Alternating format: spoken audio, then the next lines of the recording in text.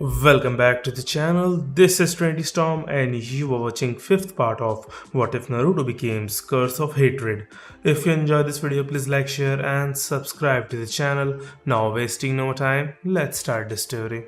What was he going to do to get out of this? At the moment, the blonde was stuck between two people he knew from his scary past.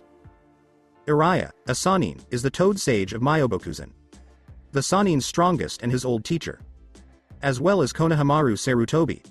Hiruzen Sarutobi, the grandson of the Sandaime Hokage. He looked up to him and thought of him as a big brother when he was his mask.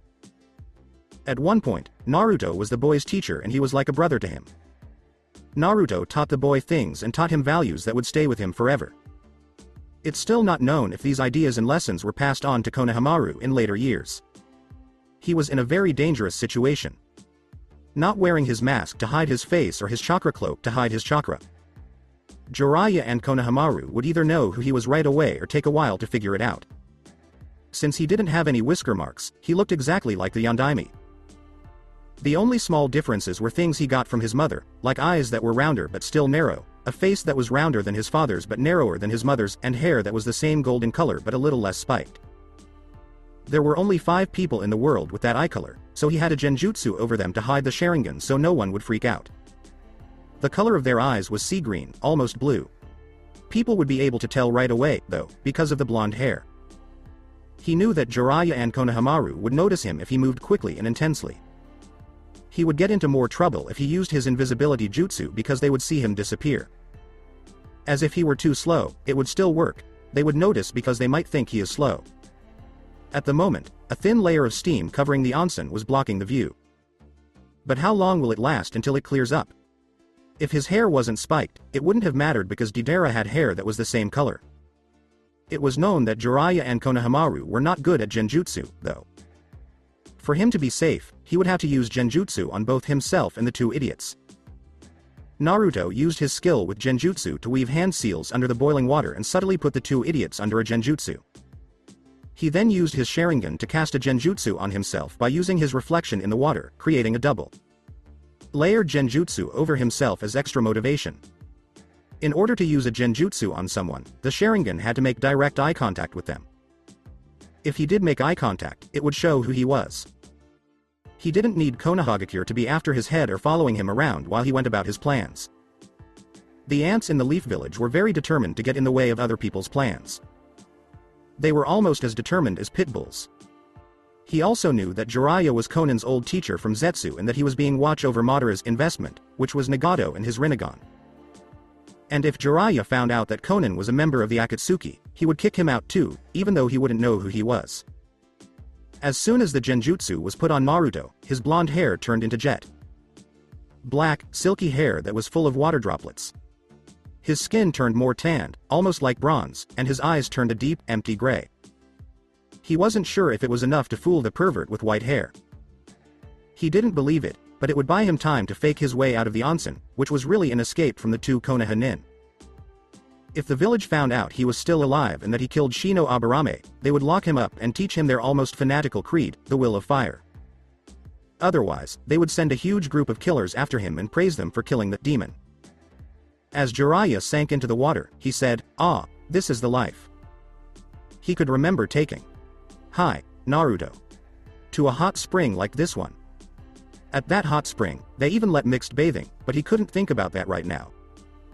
It would hurt him more to open up old wounds.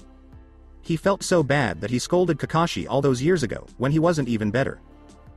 He should have at least shown up in Naruto's life and told him he was his godfather.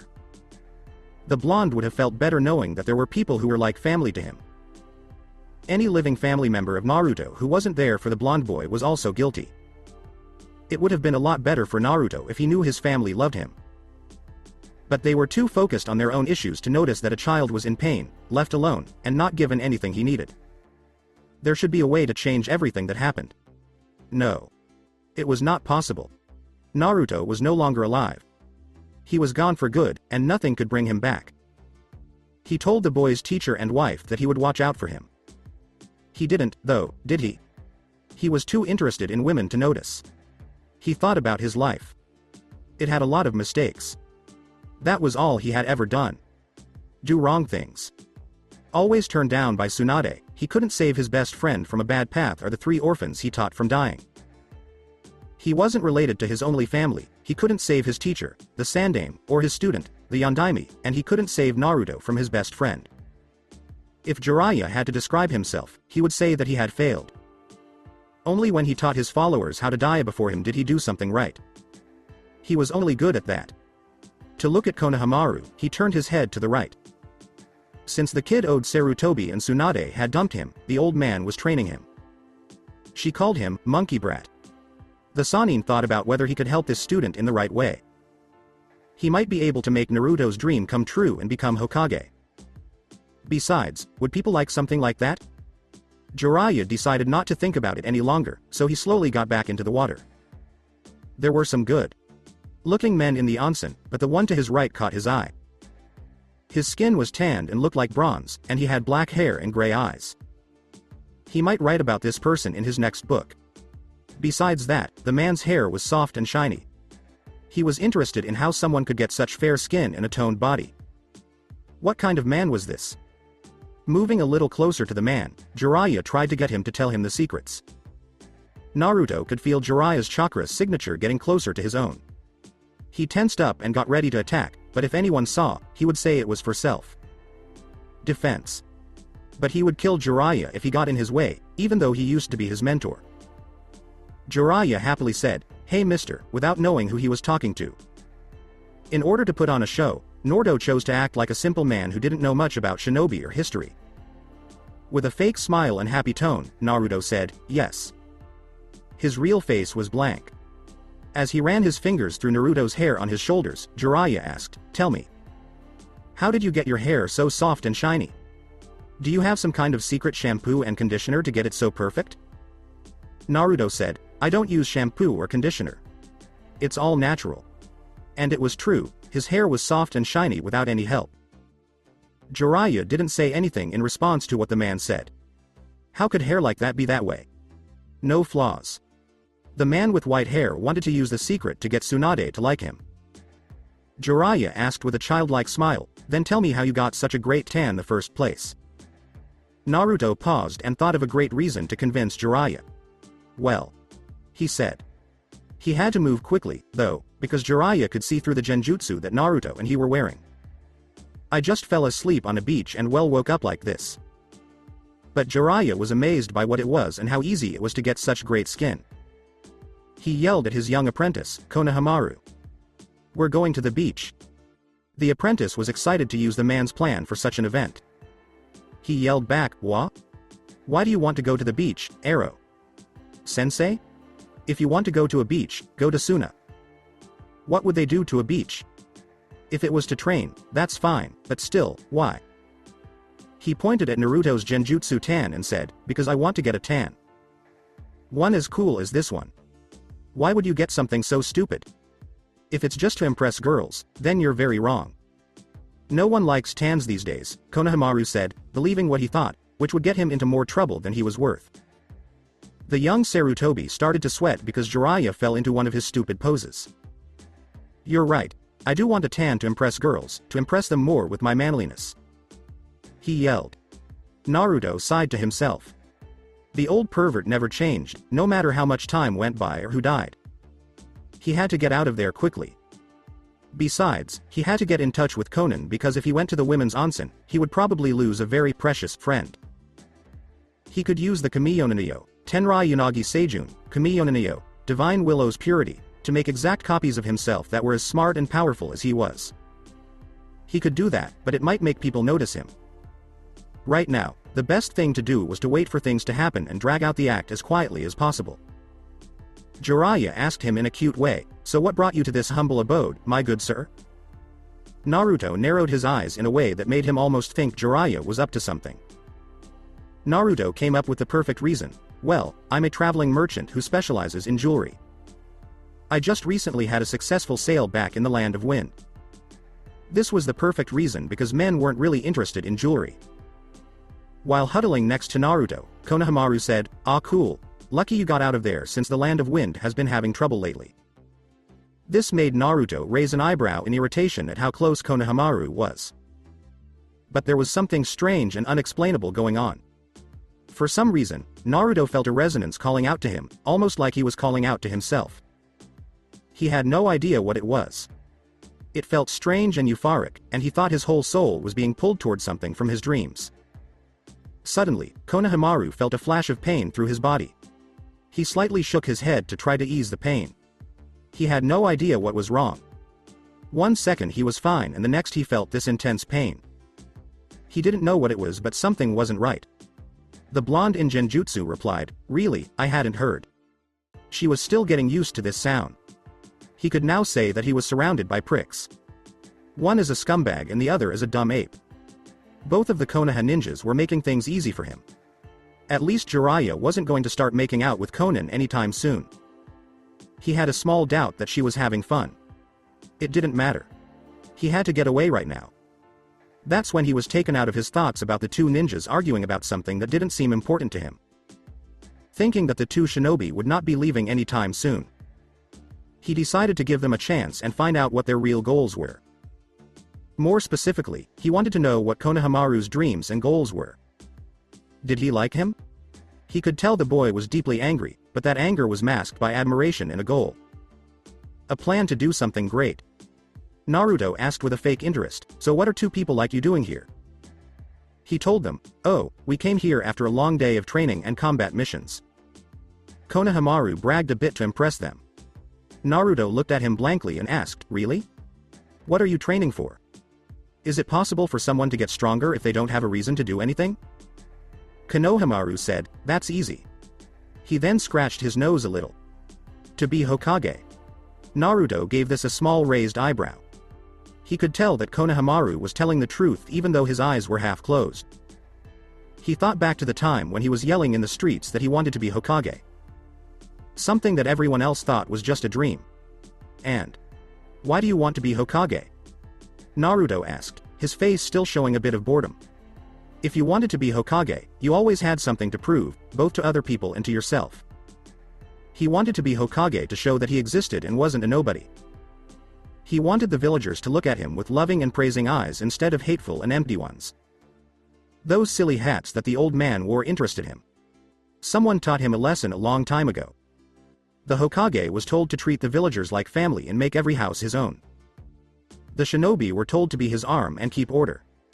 Hiruzen wouldn't have died if he was a great Hokage.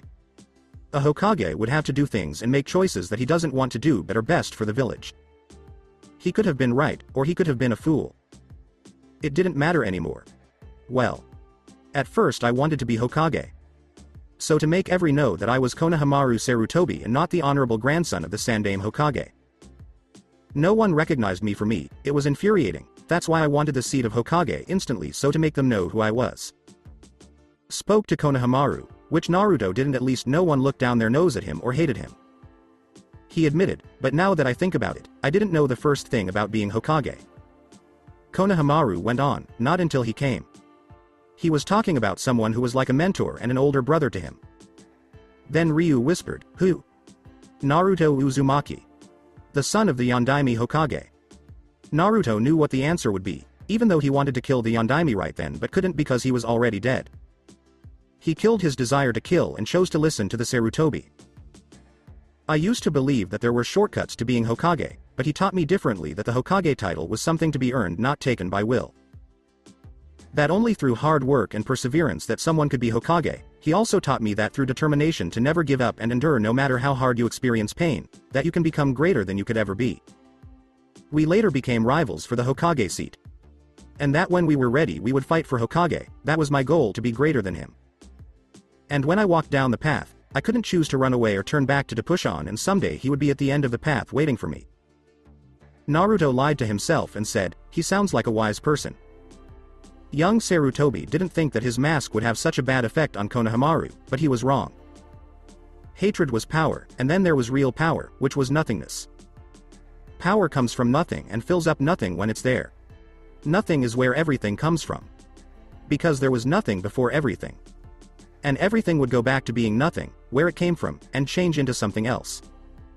Konohamaru said, was a wise person. Naruto was no longer alive, but Konohamaru swore that he would bring Sasuke back to the village as Naruto had promised Sakura. In pretty much one piece. While they were talking, Jiraiya was listening and looked very upset. And Konohamaru was right. Naruto had the potential to be even better than the other Hokage that the village had ever had. He should have had a family with someone he loved and given the hat to someone worthy of it when he became Hokage. Jiraiya wasn't able to teach Konohamaru what Naruto did. He always had that special charm that made people want to be around him. He could change people for the better with words. Unlike Zabuza and Haku, Gaara the Kazekage and Suad, and even Konohamaru, he didn't need much time or words to become friends with everyone around him. These friendships are strong and can be felt to this day. His words could make the world a better place. He could turn enemies into allies just by being near him.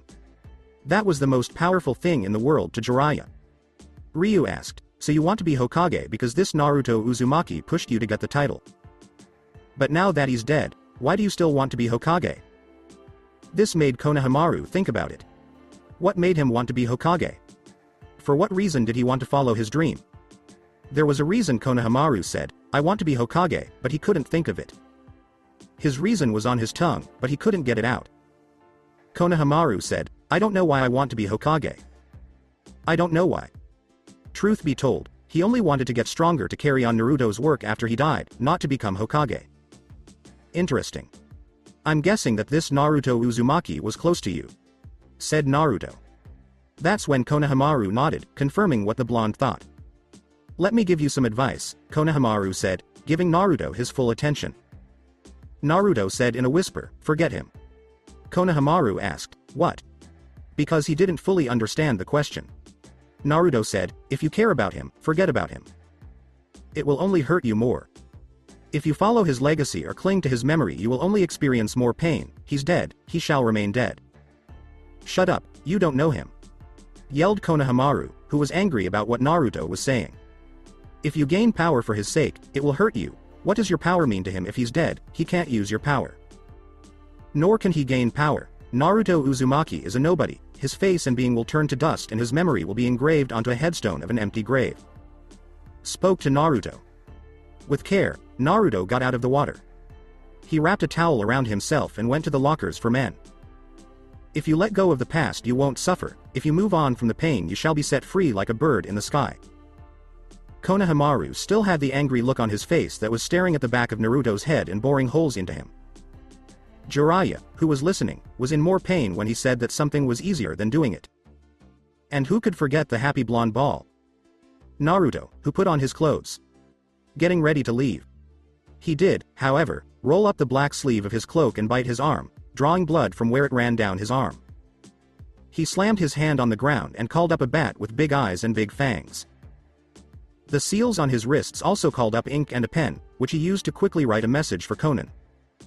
Naruto told the small flying animal, "Go deliver this message quickly." The animal took off, squeaking loudly through the halls and dodging the maids and servants. As of right now, Konan was enjoying the onsen with other people of the same gender. There was nothing that could hurt her right now. Ryo wasn't being a jerk. It felt good to be in the hot water. Yes, she was fine with everything. Then she felt something furry land on her shoulder. She didn't panic, so she slowly turned her head and saw a bat squeaking a little. A note with her name on it was attached to the bat's leg. Konan took the note off the bat's leg because he knew there was only one person who could call bats. The note exploded in a cloud of smoke as it went back to its home. The note was written quickly and had only 3 words. It was almost impossible to read. It read, "Run. Bad guy." "Here," Konan said with wide eyes as she looked at the note. She then looked around and only saw naked women. But the note wasn't what it seemed to be. Konan crumpled it up and quietly walked to the women's lockers, where her clothes and weapons sealed in scrolls were kept. She quickly changed clothes and left the onsen, where she saw Ryu wearing a black cloak. Naruto told her, "You need to leave." Konan asked sharply, "Why do I have to leave?" Naruto, who had his eternal Mangekyo ready, replied, "Because you have something inside you that is so powerful that it could destroy a whole nation if it were allowed to." He sealed his hand with one hand, and the wolf Koinu's puppy head came out of Konan's mouth. Konan gagged a little at the sight. In the wolf's right eye, the Mangekyo Sharingan looked like 3 scythes curving around a pupil. The eye was bright red. Behind Konan, the kanji for vermilion showed up as a blue mandala. The Suzaku then crashed out of its prison and landed next to Konan. Koinu moved back into Konan's stomach. Konan was coughing a little because of it. Naruto grabbed Konan by the arms, lifted her up, and plopped her down on the red bird. Those eyes hunger for death and yearn for war. You must protect them, said Naruto. He was right by Konan's side. By holding on to her eyes, she was protecting the world from the 7 techniques of the Kamiyonanyo, which would destroy it. Fly to a megacure. You'll be safe there. Konan said, don't think that I'm a weak woman. She hated the idea that women were weak and not as strong as men. I've never thought of you as a weak woman who can't defend yourself. But those eyes, my eyes have to be kept safe. I can't trust anyone other than you, that's why I've left them with you. Spoke Naruto, making Konan widen her eyes. She felt Naruto grab her arm. Naruto told the Suzaku, I'll be fine, and with a thought, he made it fly to a megacure, where she would be safe from the Konoha. He pulled up the hood of his cloak and got ready to run away. Jiraiya was standing behind him, though, and he could feel his chakra. It's funny that I ran into you here because you're Akatsuki. I wonder where your partner is. Jiraiya said as he looked at the back of Naruto's cloak. They must have run off, Jiraiya said as he glared at the hooded Akatsuki member. He saw seals written on a black cloak lying in the men's lockers. The seals were too hard for him to understand, but Jiraiya, who is a seal master, knew right away that they were powerful. Naruto also always kept an extra Akatsuki cloak in case he lost the other one. It was Naruto's readiness that showed who he really was. Talk about a rookie mistake. Jiraiya knew what genjutsu was being used on the man, and when he tried to remove it, he found another one on the Akatsuki member who was determined to hide his identity. He cursed Madara in his head, fuck you, you old goat. You're the one who said that a prepared person might not be a dead person.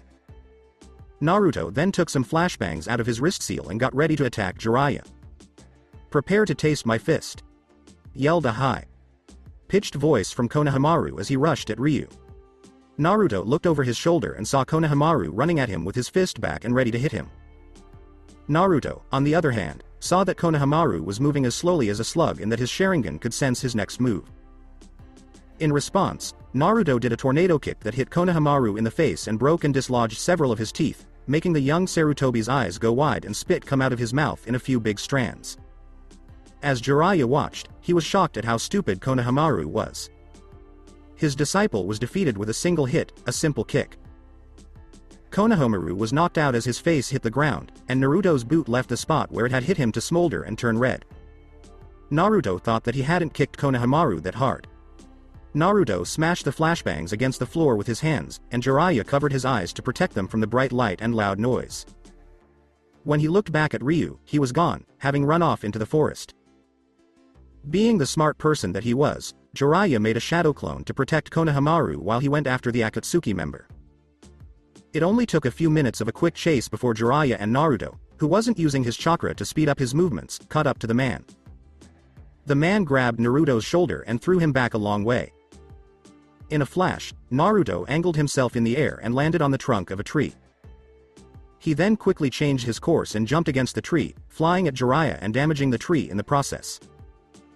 Trying to punch Jiraiya in the face, the Sannin caught his fist and tried to slam him into the ground, but Ryu got up and kicked Jiraiya in the knee, making the Sannin trip. Naruto then hit Jiraiya in the face with a knee, making him roll across the ground and grimace a little in pain. Naruto went after Jiraiya and tried to keep attacking him. As Jiraiya recovered from Ryu's attacks, he took a defensive stance, ready to fight the man in the hood if needed.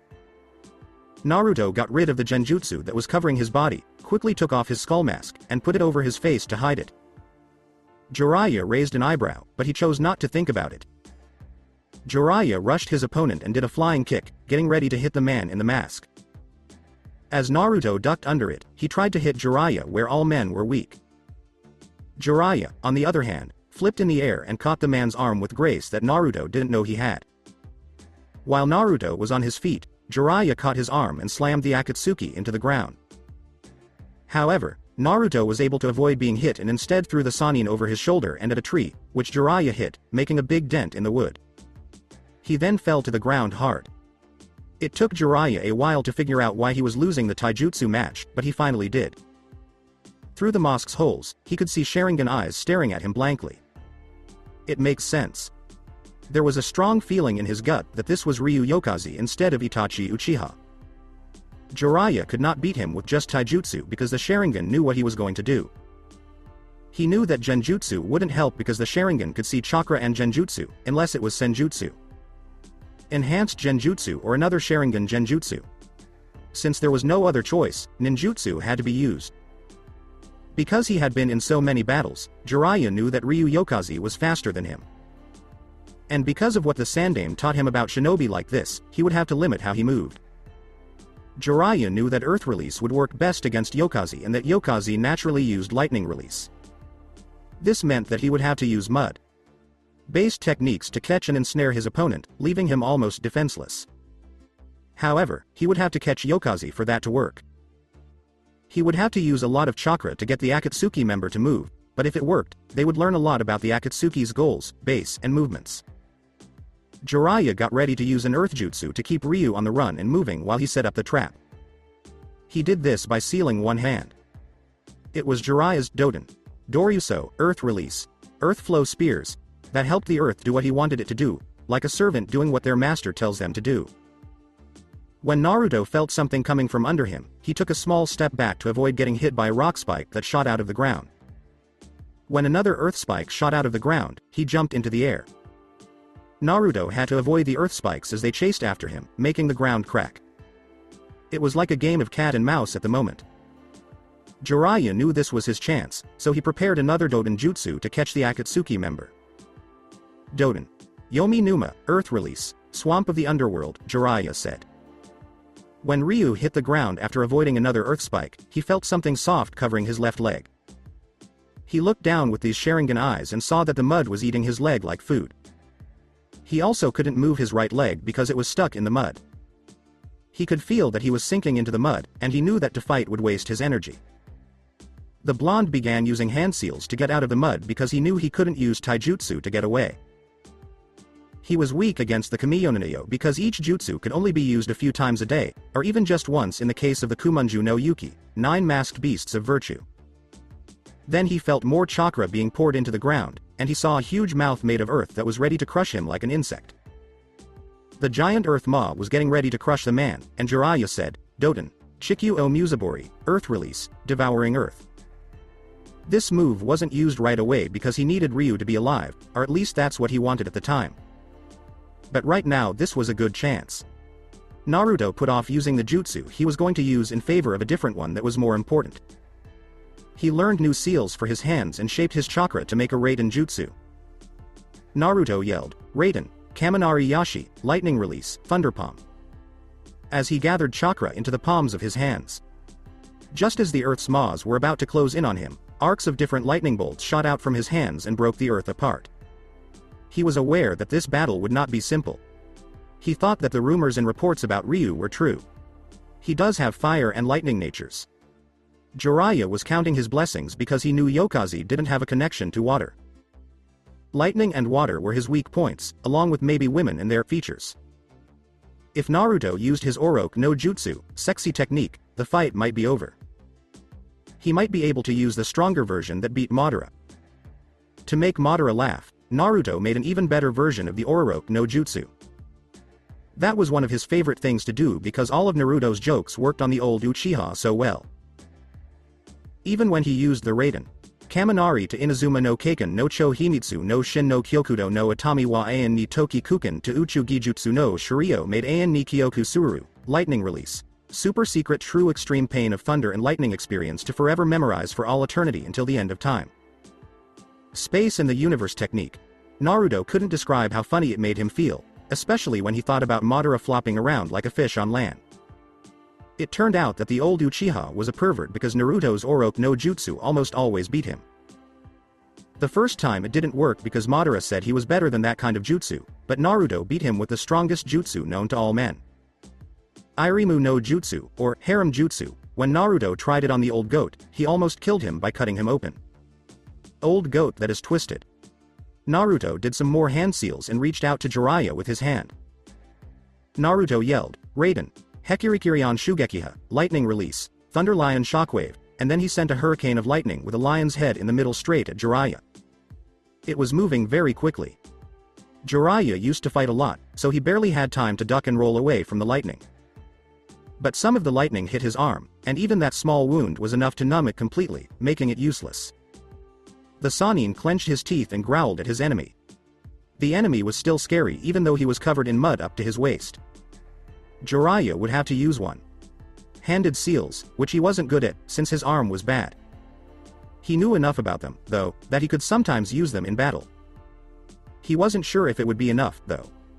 Using a simple form of jujutsu that didn't need many hand seals but was strong enough to beat his opponent. Then Jiraiya spoke, Kaiten.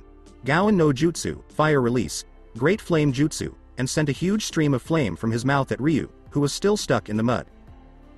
To get back at Jiraiya, Naruto used the same jutsu, but this time it clashed with her own flames. Naruto knew he had to get out of the mud, so he came up with a sneaky plan. Right now, Jiraiya's and his own flames would help him. He lowered the intensity of the flames so that Jiraiya's could beat his until the flames got close to him. Even though it would be hot, he thought it was worth it because he could already see what would happen. He was sweating, but he would do anything to get away. The mud around him was starting to harden because the heat of the fire was drying out any water in the wet ground. The mud around him was breaking up into small pieces. The mud made his legs feel like they were moving. He would get out of the mud as soon as he thought it was just dirt. Okay, he could move now, so he just added more chakra to his jutsu, which made it stronger than Jiraiya's and used the Toad Sage's technique against him. The fire was too strong for Jiraiya, and it burned him up. Naruto stopped his jutsu and turned to look at his former teacher's burning body. Someone he didn't care about. He didn't care, and besides, he had just taken away something very valuable from Konoha. He slowly got off the hard ground, but he had a bad feeling that something was wrong. The fiery mess he saw in his mind. The flames were actually cooking a log that Jiraiya had put in place of himself. Using more of his senses to find his old teacher. Though Naruto was focused on his senses, he was shocked to see Jiraiya's chakra signature behind him. He took off his mask and saw Jiraiya getting ready to hit him in the face with his one good arm. When he was in his mid-50s, Jiraiya was still a deadly opponent that no one should ever fear. No matter how hard it was for Naruto to believe, the man in front of him was strong the first time they met. Jiraiya thought he had the upper hand in this fight. Though he was getting ready to hit Ryu with his fist, he felt something sharp and metal pierce his chest instead. When Jiraiya looked down, he saw a black blade slicing through his chest. It was right under his rib cage, and he should be thankful that it didn't go through his heart. But there were new problems because he had a sword in his chest. He coughed up blood and his breathing got rough. He should have known about Yokeza's ability to seal things. The man really did have a secret up his sleeve. He got down on his knees and coughed up more blood. He wasn't in great shape because Yokeza's taijutsu had hit him a few times, and he had been slammed into a tree and hurt his left arm. Jiraiya coughed as blood poured out of a wound in his torso as Naruto pulled his sword, the Tanbogiri. No.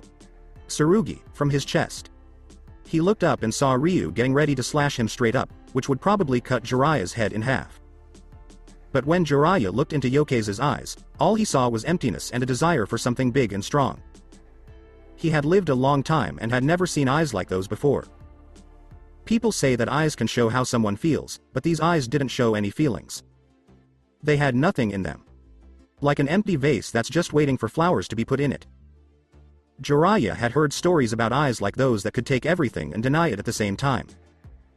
It didn't matter if someone who lost everything on the spur of the moment lost everything important to them. There was another rumor about those eyes. Someone who had been hungry for revenge their whole life and was always ready to get even with the people who had hurt them. People could see through those eyes that person's anger could never be satisfied, no matter how hard they tried or what they did. People with those eyes died and didn't leave anything behind. Seeing things through those eyes shows that what happened to this man really scarred him. This man could never get even with his anger because it was always out of reach. That's why he may have joined the Akatsuki. To give his life meaning, since people with those eyes were rarely seen. Jiraiya remembered seeing a pair of eyes that were the same color as the sky. They were always staring at you. This could have been punishment for his mistakes, for not being what he was supposed to be. Someone to look up to when a child is hurting. Naruto tried to enjoy this moment by killing someone who had hurt him and turned him down. He meant to hurt this person. Yes, sure. He meant to enjoy it. But why did this act make him taste like iron? He didn't feel like doing what he was doing was right. It was like now wasn't the right time to do it. He would send a message and make Konoha weaker if he killed Jiraiya, though. He really did not care about Jiraiya anymore. It almost looked like he didn't want to do the deed, but he wasn't hesitant or unwilling either. Why did it seem so hard? He had killed many people and hurt many families and friendships. Why? Why was killing one person so hard when it was so simple? He then got it. He wasn't looking for the pain he was giving Jiraiya. The hurt caused by truth. The truth is that the blondes were behind everything that happened. Lots of crime, murder, and chaos. It was important to him that Jiraiya knew it was him and felt the pain. The person who hurt everyone. However, Naruto realized that he could never get his revenge, so he swung his sword down on Jiraiya's head, ready to kill him. Jiraiya could only watch as the black blade cut through the air and hit him. Since the Tanbogiri. No. Tsurugi was getting closer to Jiraiya's head, time seemed to slow down for the two men. The katana had an aura around it that anything that broke through would be cut. This meant that it didn't even have to touch you to kill you, making it very dangerous and unpredictable. He shut his eyes and waited for the end to come. Both of their ears twitched, and Naruto could feel two chakra signatures coming at him at superhuman speeds. He thought for a split second about who they were, but just as he was about to cut Jiraiya, 2 feet wrapped in orange leg warmers slammed into the left side of his face, making a loud crack that he could hear. Double dynamic entry. 3 yelled, and the feet belonged to 2 of them. Jiraiya was shocked by what happened and only felt his forehead protector fall off. There was a small cut on his forehead where the aura of the blade hit his skin. The blonde was lifted off the ground, and his whole body shot through the air. It hit a tree and broke it in 2, but when it hit another tree, it only cracked the bark. Lying face down on the ground, his body sagged against the floor as he thought about what to do next. Naruto thought to himself as he lay on the ground, there are only 2 fools in this whole hell of a world who would wear such hideous clothes and shout their attack names to the heavens proclaiming their youth. He thought of the 2 green freaks from his past. I have no doubt that it's those 2. And there, in front of Jiraiya, were Might Guy and Rock Lee in their signature strong fist pose, with their feet together and palms facing each other in the air. The 2 stupid, green, loud mouths of Konoha. Everyone around me is stupid, Naruto thought sad as he picked himself up from the ground. He saw that his skull mask was cracked and starting to break, and it didn't look like it would stay on his face. He also saw that he had 2 foot-shaped bruises on his left cheek. There were bruises on his body that were starting to heal, but he also had a cut on his lip that was leaking blood. He threw away the mask and put on the hood of his cloak one more time to hide his face. With the sleeve of his cloak, he wiped off the blood and stood up. He then stared blankly at the 2 Konoha Nin and Neji Hyuga, who was helping Jiraiya. He was in pain and losing blood, so Jiraiya asked him in a rough voice, "Guy, how did you? We found you Shadow Clone and Konohamaru on the way back from a mission. Tenten volunteered to stay behind to take care of Konohamaru, and we're here now to defeat our enemy with the power of our youth." Guy yelled in his usual way, making Neji and Jiraiya sweat. "Yes, Guy. Sensei, we will defeat our foe with the power of our youth through our veins." Lee cried out. "That's right, Lee. Shower the world with your youth, and with taijutsu, we can beat any challenge." Guy said as he made the good guy pose. For a second, his teeth sparkled, making everyone wonder if he had bleached them. "Be careful, you two. He's an Akatsuki member," Jiraiya told the 2 friends to be careful. But everyone was off task, so no one heard what Jiraiya had to say. Guy kept looking at Naruto's feet, waiting for him to move in any way. When Neji and Lee saw the man's cloak, they were shocked and their eyes went wide. That was the same one that the dancing phantom, the person who killed Shino, wore. What did Neji say? Lee, he's. The last time he saw this person, he almost died. While he was still banned, Neji was allowed to go on a mission because Team Guy needed his help with a certain task. Lee said, I know. According to Jiraiya, who joined the conversation, he's Ryu Yokaze. Jiraiya said in a dark, not like himself way, be very careful, he's a predator. Any weakness and he'll kill you. In nature, animals that eat other animals always kill the weak ones. This includes babies, sick animals, and old animals. The weak never make it, so the weak ones die. As Naruto ran off into the woods, leaving the group of Konoha ninjas behind, he said, "Maybe not today." Guy yelled, "Let's go Lee and fan our flames of youth," as he chased Naruto with Lee following behind. The boy in green knew that he would have to open all 8 gates to beat his opponent because he was too strong, and if he didn't, he could die. He wasn't able to tell the 2 young people who were stuck in their own world to listen to his warnings because he was busy. Naruto tree jumped through the trees to get away from the 2 idiots, but he could feel their chakra closing in on him. Without a doubt, they were faster than Jiraiya. He had to lose them, though, so he could find Konan. Hand seals were used for a jutsu he learned from the Wolf Clan while he was training with them. Being naturally drawn to the Animal Clan, he learned a lot from them when he tried the summoning technique, Kachiyose no Jutsu, after his deal with the toads was broken. He said, "Karikage Okamipaku, hunting Shadow Wolf Pack," and Naruto let out chakra from his body, which turned into wolves all around him. These wolves had light gray fur and red eyes. Some spots on their fur were glowing bright blue, which meant it had to be Naruto's chakra. The wolves' tails were thin and wispy, like a leaf, instead of being thick and bushy. Naruto had his wolves attack Guy and Lee's minds so that he wouldn't have to fight to get away from them. Things like this happened while he was busy with other things. He didn't always know what to do because nothing interested him, besides giving money to make strong weapons and artifacts. When Lee and Guy, who were chasing the Akatsuki member, saw the wolves coming at them, they both did flying spinning kicks that hit some of the wolves and knocked them out, but they kept going and wouldn't let their enemy get away. Guy felt something grab his left leg, and when he looked down, he saw one of the wolves biting it. He tried to free the wolf from his leg, but its jaws were too deep into his flesh. But there was a mistake. He was tired for a reason. Like his chakra. That's it, the wolves were taking his chakra. He looked at Lee and saw that Lee also had a wolf on his body. Then Guy looked down and saw the wolf on his leg turn blue. Then there was an explosion that covered both Guy and Lee in blue light. That broken up some of the forest they were jumping through. Although the wolves were made from Naruto's chakra, they could also take in the chakra of anyone they clung to. They would then use their bodies as channels for the stolen chakra, releasing a blast of energy that would vary in size and power depending on how much chakra they took. When Naruto looked back over his shoulder, he saw a big cloud of dust covering the area and making it hard for him to see. Guy and Lee's chakra told him they were still alive, but they had lost some chakra because of the wolves. But Guy and Lee came out of the cloud, still chasing after him. Their clothes were burned, and they had both lost one of their orange leg warmers, but they were fine. Naruto sighed at how tough they were being. There was no way to get around this. He had to fight. Once more. It would be fun for him to try out the style of taijutsu that he and Madara made just for the blondes. It was a mix of Uchiha's taijutsu style and his own fighting style. Madara thought it was very powerful, but he wanted to get the opinion of a professional. Like Might Guy.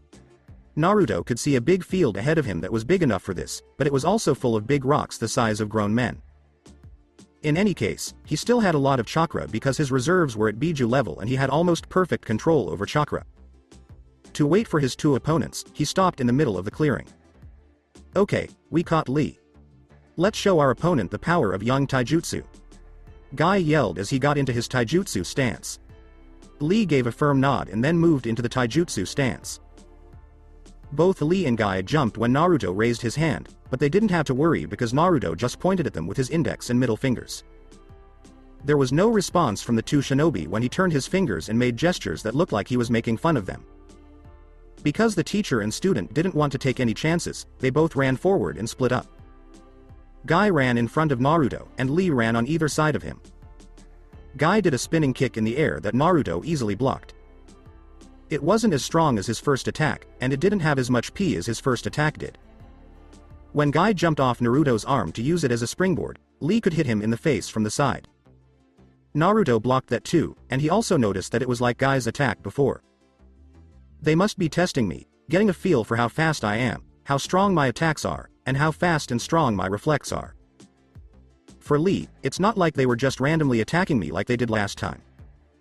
He knows how dangerous I am and is being more careful this time because he has fewer allies. Guy has been practicing taijutsu and being a jonin for a long time, so he must have faced opponents like this before. Don't underestimate this man, he can open all 8 gates, but I think he will only open 7. Lee also knows how to open the gates. This is going to be interesting, Naruto thought as he figured out why his enemies were doing what they were doing. Lee tried to attack Naruto again, but Naruto blocked it and punched Lee. Lee dove under the attack and tried to kick Naruto in the chin, but Naruto just softly jumped in the air and passed the attack. Guy charged at him with a flying kick meant to hit the blonde man, but he moved his body around to avoid it. Lee attacked faster and harder when Naruto quickly fell to the ground. This put Naruto on the defensive. Lee must know from his time with Naruto that the Akatsuki member liked quick, powerful attacks and liked to dodge rather than block in order to get around his opponents and catch them off guard. Lee tried to use the Konoha Reppu, Leaf Gale, on Naruto to throw him off balance and make it easy for him to hit. Instead, Naruto jumped slightly and landed on his hand, then used his hand to do a split upside down and spin around, which made Lee's feet hit him in the face several times. Other people watching were a little amazed at how agile the Akatsuki agent was because it was hard to do splits while doing a handstand. The man was also not affected by the other men's weakness. Naruto stood up and got ready to do one of his own taijutsu moves. Naruto's taijutsu style was one of a kind because it combined speed, agility, and strength in a way that could hurt people from the inside out if they were skilled enough. Naruto's style was called Bojitoriken, which means intercepting Tiger Fist. It was a mix of Uchiha's taijutsu style, which mostly used the Sharingan to predict enemy attacks, and Naruto's own style, the Toraiken, Tiger Fist, which he learned from Madara and said made him look like a tiger when he used it, which is how the style got its name. The Sharingan was used in the style of Bokutoriken to guess attacks and figure out how strong, fast, and agile someone was to defend against them in attack. But of course, the style also had powerful attacks that only used a person's body. Lee had to defend himself while he tried to stop Ryu. Even if Lee was good at taijutsu, he would have trouble keeping up with Naruto's moves. Lee was now pushed back against a big rock that was about 8 feet tall and 4 feet wide. Naruto was ready to attack. Naruto said, "Torahira, Tiger Palm," as he palmed Lee. Lee was able to avoid it just in time, which was lucky, because Naruto's taijutsu attack broke at least half of the big boulder into pieces that flew in different directions. The impact caused a cloud of dust to rise, and Lee was left as a small crater with cracks appearing from the middle. Naruto was staring at Lee's work, so Lee scampered along the ground to get away from him. The blonde was thinking about the taijutsu move he had just used. That move could break anyone's ribs, and if they were strong enough, they could just get better with cracked ribs. You could only guess what would happen if Naruto used that jutsu on Lee's face. When Ryu looked at Lee, the green boy saw the Sharingan's eyes fill with death. He had learned from Guy Sensei not to look into those eyes if he ever saw them. Instead, he should look at his opponent's feet. He had trained hard to beat Sasuke and get back at his friend Naruto. Naruto was about to attack Lee when Guy stepped in front of him and got ready to fight. The blonde, who wasn't scared of the big brow man, took a stand on his own. He stood with his left hand in front of his right hand and his left leg in front of him. His right leg was bent where it was. Guy said the stance was perfect for both attack and defense and had no weak spots. The person who taught him must have been really, really good. They both rushed at the other, planning to hit, but each time they did, the other would black out the other. Since their taijutsu was the same in terms of speed and strength, they both punched the other in the face. Which made Naruto skid to the ground and fall, while Guy skidded across the ground but didn't fall over. This clearly showed who was stronger at taijutsu. Naruto got up and cleaned his cheek with a cloth. When he turned around, he saw Lee standing proudly next to his teacher. Guy Sensei hit him, and he also lost his balance in that way. Our opponent is skilled, Lee thought in a serious way, which wasn't like him at all. Guy kept staring at Ryu's feet and said, "Lee, I need you to help me. I'm going to try to get past his defenses so you can hit him hard." Lee agreed, since this man was at least better at taijutsu with his skills. Guy rushed forward to fight his opponent, while Lee kept a close eye out for any sign that he could hit Naruto. A fight was going on between Naruto and Guy. Both were trying to hit the other or get through their defenses. Guy jumped back to do one of the taijutsu moves that he is known for. This man jumped and got ready to hit Naruto. Guy yelled, "Konoha Goriki Senpu, Leaf Strong Whirlwind," as he did a spinning back kick. Naruto raised his arms to block it, but the force made them go numb. Guy jumped back and tried to punch Naruto, but Naruto saw the movement coming and didn't dodge. Instead, he used his speed to put his open palm on the side of Naruto's fist and push against it, which redirected the punch so that it was now aimed at Guy's face. Someone heard a crack as Guy's fist hit him in the face. Madara taught him that the best way to hurt someone is to hurt yourself first. Guy was knocked out for a moment, so Naruto used another taijutsu move to finish him off. Naruto yelled, "Hyaku Taikoku Torahando, 100 Imperial Tiger Hands," as he hit Guy in front of him with 100 fast punches. Even though they weren't as strong as Torihira, the number and strength of their attacks made up for it. Guy was being hit with many fists, and he couldn't do anything to defend himself. Naruto got ready for his last punch, which made the guy fall to the ground. The green man was hurting, and it hurt all the time. Naruto looked at his work and saw that Might Guy was hard to beat with taijutsu. Lee yelled, "How dare you do that to Guy? Sensei!" as he flew through the air and was about to kick Naruto. But Naruto was able to grab Lee by the leg and throw him to the ground because his Sharingan knew what Lee was going to do. Lee got back up because he was tough, but not in time to defend himself against Naruto's next attack. Kobaku Bibu Kiku, lashing tail kick. Naruto yelled as he tried to hit Lee in the face with a roundhouse kick with his right leg. He then hit Lee in the back of the head with a spinning back kick with his left, making the Chunin cough up blood and spit. He kicked Lee in the chin, which threw the boy into the air. The pain from the Kobaku Bibu Kiku made him dizzy, and he couldn't really think straight. Naruto did the Cage Buyo, in which he hid behind Lee and moved in sync with him. He did a somersault in the air and put his elbow on Lee's head, but he wasn't done yet. Just at the right time, Naruto kneed Lee in the back of the head, making Lee choke on pain instead of screaming. Naruto turned around and kicked Lee on the left side, making Lee cough in pain. He then turned around again and did a spinning back kick on Lee's right side, and he watched as the boy in green took all of his punishment. Naruto heaved his body and grabbed Lee's other shoulder. Lee was writhing in pain from all the hits and their strength. Naruto then lifted his right leg and did an axe kick, hitting Lee on the head with his heel. A loud crack could be heard. When Lee took the kick, he went flying through the air and hit the ground hard, making a small cloud of dust and a big hole. Naruto wasn't done yet, though, and he was falling to the ground with Lee. But Naruto landed on Lee's chest instead of the ground, which made the boy scream in pain because he could feel his ribs breaking under Ryu's feet. "It looks like the crater got bigger," I said, "Hagashu Tora Deshimishin Renden, Fierce Tiger Decimation Combo," as I jumped off Lee. Guy could only watch as the man beat him up so badly. And that combination was so scary that it could be called Kinjutsu just by looking at it. He was sure, though, that his student would be okay. But he still had to capture the Akatsuki member because the Godem Hokage told him to. They were the Cage's sword. He would have to be one now. But he had to think of a way to beat his opponent right now. They were about equal in taijutsu, and Guy shook when he thought about what his ninjutsu skill was, so he had to act quickly before he used it. Did he believe he was putting himself to the test against Lee and him? Looking for the limits of what he can do. Now it didn't matter. The Hokage was right when he said that Guy would have to use the Hachiman to beat Ryu Yokazi. A man who had been trained in all kinds of fighting and who was only taught how to kill and break up relationships. Guy turned around and saw Lee crawling out of the small hole. Guy knew he had to attack Ryu right away or Lee would die before he could carry out his plan. Neji was taking care of Jiraiya's wounds somewhere else. He wasn't a doctor, but he knew how to use bandages and do other basic first aid.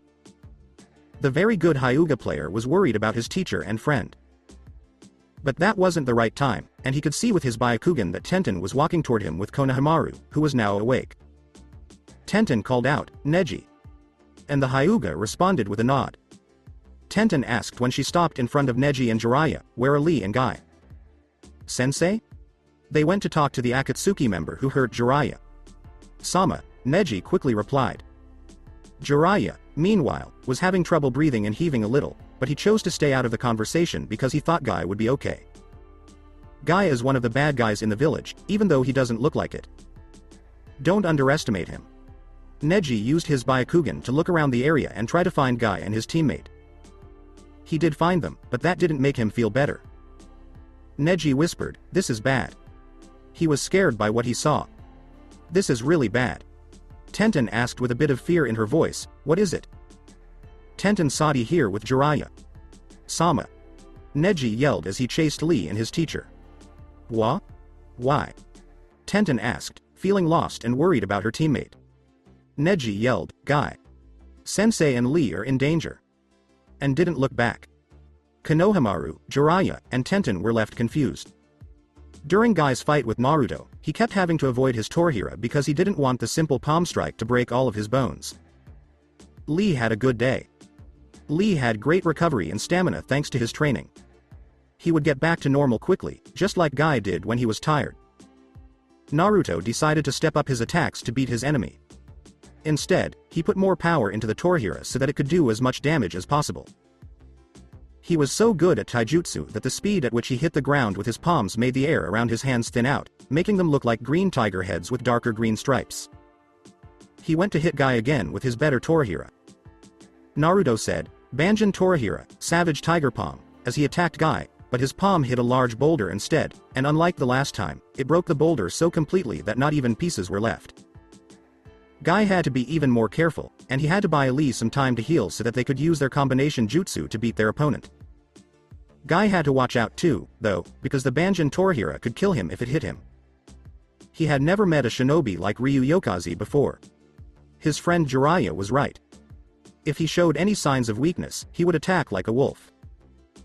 Guy jumped away from Naruto just as the Tiger Aura Palm was about to hit him again. However, Guy was able to figure out that the Torihira and my stronger version could only be used in a straight line. They weren't good for sweeping attacks. They were only good for jabs. That's why the Kobaku Bibu Kiku was used, since that pair could only be used for sweeping attacks. Guy knew he had to get close to Ryu while he did a Torihira. If he did that, Ryu's opponent would be almost defenseless, which would give Guy the chance to attack. Guy did what Naruto asked and let him attack him. There was a man in a cloak who hit Guy with his right palm. The blonde tried to punch the green Jonin, but Naruto turned his left hand to the side and hit him again with the tiger head around his hand. Guy had been looking forward to this. On the spur of the moment, Might Guy moved very quickly to get behind Naruto, who was still on the attack. He did a flying kick that hit Naruto in the back and sent him skidding to the ground, leaving a big mark. Guy pumped his fist in the air to celebrate his win because he knew where the taijutsu moves were weak. At the moment, Naruto was lying on the floor and thinking about what had happened. He let Guy hit him to see if the Torihira had any weak spots, which was funny because it showed that he was right. When Naruto was training with Madara, he first noticed it. However, because white Zetsu were weak, they couldn't tell how weak it was. He thought for a moment about whether he should speed things up. For lack of chakra, the tiger heads around his hands spread out because he wasn't punching or palming anything. He got up from the ground and wiped his cloak clean. He was putting his skills to the test, especially since he was up against a master of taijutsu like Might Guy. The man in green was doing an over the top victory dance while striking a terrible pose. He looked over his shoulder and saw this. He turned around to face the man who was still dancing like he had won. It wasn't clear yet if it was for Naruto's amusement or just because. But you still shouldn't party too soon. Guy saw the Akatsuki member get up and went into his taijutsu stance right away. Lee was still healing, though, so he needed more time. Guy could barely blink when Naruto was out of sight. He felt something hard hit him in the face, then on the back, and then on the collarbone, stomach, side, neck, and forehead. All he could see was a blur. Then he saw Ryu right under him, getting hit hard by the normal Torihira. The attack was too much for Guy, and he was thrown off his feet and into a boulder, where it broke and sent a cloud of dust into the air. He stood there and kept looking around for Guy. And sure enough, when the dust cloud cleared, all that was left was a broken log and a broken boulder. When he used the taijutsu combo, it didn't work either. Even so, he did land some good blows with the help of another taijutsu move. To use the Tora Yokubo, Tiger's Lust, ability, Naruto had to send chakra into his legs. The more chakra he sent into his legs, the longer the effect would last. Even Guy was having a hard time keeping up with him, but the man in green hadn't taken off his weights yet, so Guy and Lee were both faster than him. Not right now, though. Then he felt Guy's chakra signature coming from behind him. In response, he gathered chakra in his throat and got ready for a jutsu. He got down on the ground and aimed at Guy. Okami Piasu Unari, wolf-piercing howl, Naruto yelled, and with a howl that sounded like a bell ringing and a wolf howling at the same time, he sent Guy flying backwards as a beam of chakra hit him in the chest. He got up from the ground and waited for his enemies to attack. He didn't have to wait long because Guy and Lee were back together again, and Lee was ready for the final attack. Naruto got ready for the worst because he thought they were going to do what he thought they would do. Guy yelled, "Lee, let's show the world the power of our youth. Let's get our blood pumping and adrenaline running through our bodies, the power of youth is flowing through us." This made Naruto sweat because it was such a bad speech. "Let's open the Hachiman, Lee," the guy said, and the young man in green replied. Guy and Lee got down on their knees, crossed their arms in front of their faces and closed their eyes. They were now ready to open the gates. First gate. Kaimon, gate of opening. Second gate. Kumon, gate of healing. Third gate. Simon, gate of life. Fourth gate. Shomen, gate of pain. Fifth gate. Tomen, gate of limit. Guy and Lee both yelled, "Sixth gate, Kimon, gate of view." Release. As they opened the sixth gate of the Hachiman. And Naruto knew what would happen after something like that happened. He had seen it just once, but he remembered it. Guy and Lee's skin turned a dark red color and their eyes turned white. The veins around their eyes swelled up, and they both had a green aura around them. Instead of chakra, Naruto knew it was sweat that was evaporating at an alarmingly fast rate because the body was so hot. Naruto got ready for what was going to happen, even though he had a strange feeling it wouldn't be good. In an instant, both Lee and Guy were gone. Naruto barely had time to raise his arms to block their single punches, which were so strong that they almost broke his arms in half. Naruto knew when they were going to attack because he had the Sharingan, but that didn't mean his body could keep up with them. A bad thing about the Sharingan's limitations. Guy and Lee were moving so fast that they made everyone skid across the ground. After their attack, they punched him again, this time in the face, and Naruto couldn't defend himself because his arms were full. But the two Konoha nin weren't done yet, so they hit him over and over with their fists. Both of them kicked Naruto, who couldn't do anything, away.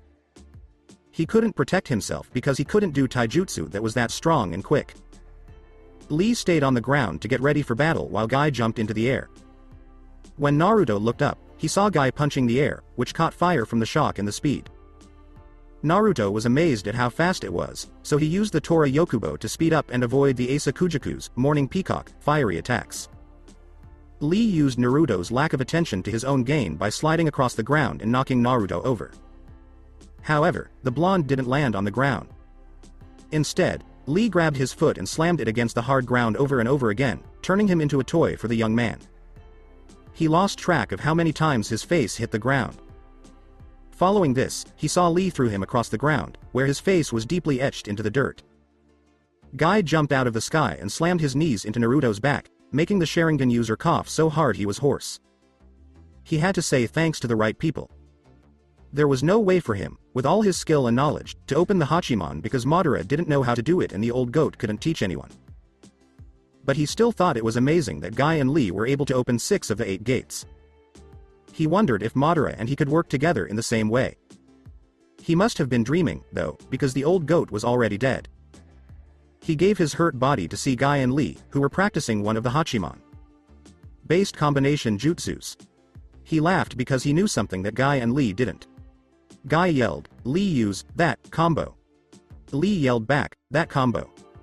Guy and Lee both jumped really high, making Naruto look like an ant. Lee was held by Guy's legs as he did a somersault in the air. They spun like a wheel until they were just a blur. Guy then let Lee go, and Lee yelled at the name of the jutsu. Lee yelled, "Ultimate Springtime of Youthfulness Shower of Holy Radiance Body Slam," as he slammed Naruto into the ground. The spot where Lee hit Naruto sent out a large beam of light made of youthful energy. Neji saw the big light with his Byakugan as he ran through the trees. Neji yelled, No, they must have used that technique." Guy. "Sensei, Lee." As he got close to where they were. When the jutsu's effect stopped, a big cloud of dust covered anyone who wasn't trained to see. When the dust cleared, they saw Lee standing over the broken body of Ryu Yokazi. His eyes were white, and spit was coming out of the corner of his mouth. The ground was literally torn apart, and many tall rock spires rose up from the rubble. Opening the 6th gate of the Hachiman no longer had any effects on Lee. He looked like himself again, but his body was covered in scrapes, he was panting heavily, and he looked like he was about to fall to his knees. Guy touched down on earth a little farther away from Lee. even though they had to kill Ryu Yokazi to catch him. Even so, they cut the Akatsuki down from 10 members to 9, which was a good thing. Lee was walking away from Ryu's nearly cut up body when he climbed up one of the newly discovered rock spires to get a better view of the area. Lee was very happy and yelled, "Guy! Sensei, we did it!" He pumped both fists into the air. "That's right, Lee. Nothing can beat the power of youth. When we get back to the village, I'll make you medium spiced curry rice, and we'll train 3 times as hard," Guy said, proud of his student's amazing strength. Guy heard rustling in the bushes and looked up to see Neji jump out from behind some trees. "Oh, Neji, have you come to celebrate your youth with Lee and me?" Guy asked with a smile. Lee smiled at the thought of it too, and he thought Neji was also deserving of praise. Guy. Sensei Lee, it was all. But he couldn't finish his sentence because a black sword pierced Lee's chest and blood poured out of the wound. Lee didn't say anything but gasped as blood poured out of his mouth and his eyes went wide with fear. When he looked down, the black katana sticking out of his chest was swimming in his own blood. He looked over his shoulder and saw Ryu Yokazi holding the sword by its hilt. The green boy looked over his shoulder again and saw the badly cut body that was disappearing. Guy gasped, "Gee. Genjutsu." They had been in a genjutsu the whole time, fighting an apparition. When did he do it? They hadn't looked into his eyes. That's when it hit Guy. When he pointed at them, the 2 of them were put into a genjutsu, even though Guy thought he was just taunting them. If someone was very good at genjutsu, they could do that. Itachi Uchiha was able to do it. Lee coughed up more blood, which caught Guy's attention. Neither Neji nor them moved, or rather they couldn't because they were both scared and Guy had used the Hachiman and was too tired to move. Lee looked back at Guy and Neji, who were on their knees. He looked like he was dying in his eyes. "Gee. Guy Master." Lee stuttered, "Was I an S? Splendid S. Shinobi?" Those were his last words before Naruto pulled out the Tombogiri, drove it through Lee's neck, and blood flew all over the ground. Naruto pulled out the Tombogiri again and moved to Lee's side, where the Sharingan wielder quickly cut Lee's head off with the sword. Guy was horrified as his best and most beloved student's head fell to the ground. But how could this happen to Lee? His mind was breaking. Was everything he did pointless? He couldn't have let that happen. Naruto spoke up and broke him out of his thoughts. "This is what happens when you tell people they can be great no matter what, they believe you." He couldn't accept that he would never be better than what he was. "A splendid shinobi," Naruto spat out as if he had poison in his mouth. Ninjutsu is the foundation of all shinobi. If someone can't do even the most basic ninjutsu, they can't call themselves a shinobi. This world doesn't make dreams come true. It's the natural order that the strong win and the weak lose. The sooner he learned that, the better off he would be. Guy could not help but think about what he had said. Was he right? Were we defined to be what they were meant to be? Before Guy could do anything, Neji ran ahead of him, his face red with anger. Naruto raised an eyebrow at this and wasn't scared of the Hyuga that was coming. But he had been here for too long, and Konan would have been afraid to find out what happened. When Naruto got close enough, he kicked Neji in the face, knocking him to the ground next to the still, unresponsive Might Guy. Naruto turned himself into a cloud of bats because he thought he had wasted enough time on stupid people. Neji, who was lying on the ground, started beating his fist against the ground and screaming so loudly that he hurt, because he had just seen another friend die. Guy, who was stunned by the sight, did nothing. The only sound she could hear was the rain hitting the cold metal of her room. No matter what, it rained in a megacure. Even though Nagato stopped the rain, the dark, ominous clouds were still there. She had no reason to worry about her partner, but she did. She ought to have had more faith in his skills. He knew the 7 Kamiyoninayo techniques, so he must have been okay. But for some reason, her heart hurt when she thought about him. I don't know why she couldn't help herself, but she had to be worried. She could only look at the wet balcony of her Megacure apartment and wait for him to land on it. When he did, she would greet him and feel better knowing he was there. She didn't know how long she had to wait for one person, though. When the rain hit Nagato, she knew she was in the village. Being able to keep an eye on everything in the industrialized village was possible thanks to his secret spy network. In any case, his eyes were ready for him. Konan hasn't been sure about her relationship with Ryu Yokazi for the past 2 months. They didn't like each other at first, but after a while, they could stand being in the same room. Then it turned into a relationship between acquaintances, and now they were friends, or at least that's what she thought it was. She couldn't explain it. I didn't think words could explain how she felt. She was just confused. Not sure about a lot of things. When she saw something on the balcony, she woke up. Of course, she didn't want that at all. The air on her balcony started to change shape and swirl like a vortex. Out of that swirl came a mask. Wearing face that scared Conan right away. Her partner told her about this person. She took the Shiromikairan out of her turquoise seal and got ready to fight Toby. She saw that he had changed his clothes to be more suitable for battle. He had a new mask on now that looked like it was made of strong materials that wouldn't break easily. The mask was white with a purple tint and covered the top half of Obito's head. It had a design that looked like the Jubi's eye from Japanese legends, a ripple pattern with 3 tomo in the middle, 2 of which were eye holes. He also wore traditional Uchiha clan clothes from the time of the clan wars. The outfit included black pants, gloves, and a white shirt that fit closely over the top. He wore a purple long-sleeved cloak with a high collar over it. The front of the cloak split down the middle, and he wore a purple obi around his waist with a purple belt. He looked even more dangerous to Conan than before. She got into her kendo stance, ready to fight the man if it came to that. But Obito laughed at the scene because he thought it was funny. "Put that away. I'm just here to talk," Obito said, not showing any emotion but with a hint of anger. Kanan didn't back down, though. He just stared at him with eyes as cold as ice. He let out a tired sigh and looked bored by the show. "Like I said, I only want to talk." Conan asked angrily, "Why would anyone want to talk to a liar?" However, Obito laughed again. "He told you the truth about who I am." "Not a surprise," Obito said next. "He told you the truth about everything. That Ryu is a very honest person. Do you agree?" Narrow her eyes at the man was all Conan said. "My name is Obito Uchiha, and I was a student of the Yondaime Hokage. I'm a shinobi from the Uchiha clan, and I was thought to have died a long time ago in the Third Shinobi World War," Obito said with complete confidence and authority. "However, do you know the name of your partner?" Obito asked. Which made Conan raise an eyebrow in interest. Kanan growled, "Does that matter?" "Yes, it does. You were the one who lied to you, so how can you call me a liar?" Obito asked as he began to pace around Conan. "What are you implying?" Conan growled or asked. "What would you say if I told that Ryu Yokaze is in actuality someone who is supposed to be dead?" Kanan's blank face turned into a confused look. Ryu was over 100 years old, but he never died, so how was he supposed to be dead? It was Obito's mask that made him smile as he said, "Continue." "Well, you see, Ryu died a sad death at the hands of a friend many years ago. It was a sad day for some, but a very important day for the people and shinobi of Konoha. People all over the world know his real name, Naruto Uzumaki, and you used to be one of your targets." Obito was told in a grand and important way. Conan's eyes got really big and scary. Of course they looked alike, but Conan had ignored it because he thought Naruto was dead, which was not possible. How is he still alive if he is Naruto Uzumaki?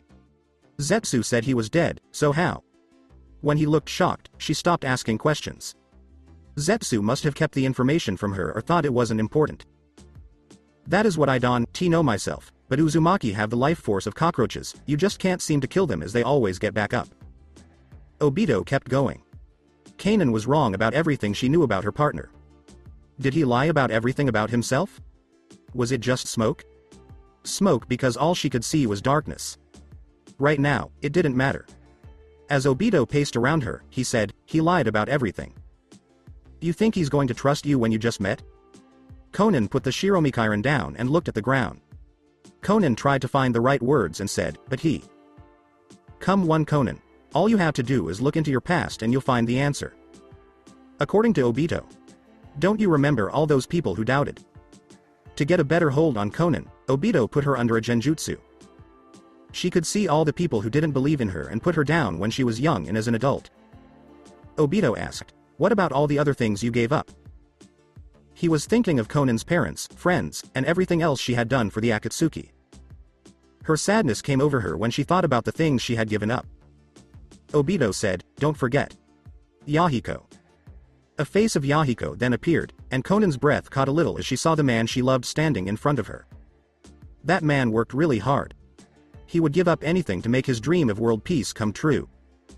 A lot of the time, when men took your food or beat you, he would help you even though it put his own life in danger. Shame on you. All that hard work was for nothing but a bloody kunai in the hands of his friend and a dream that never left the front porch of your cave. Naruto isn't like Yahiko. He'd kill his old friends to move his plans forward. He'd give up anything and anyone to follow through with his plans. Obito said, "You're just his pawn, a piece on the board that can be swapped out with the snap of a finger. He never cared for you, he just cares about the useful part of you." The Shiromikairan. No. Tsurugi, her teko, and her hair clips were all things Conan looked down at. She was about to ask, if he didn't care, then why? But Obito stopped her and told her the answer. He's been having fun with you the whole time. Because he wanted to force you to trust him, he gave you those things. But when you proved to be useless, he broke that trust. Like he would care about you, Obito said. But Yahiko and Nagato, you can give them all they ever wanted. That's all they would ever do. Really, it's very simple, but as long as Naruto is around, your two friends will never reach their goal, Obito said, making Conan lose her cool. Obito walked up behind Conan and took the hand that was holding the Shiromikairan and put it in his own. He spoke softly in her ear.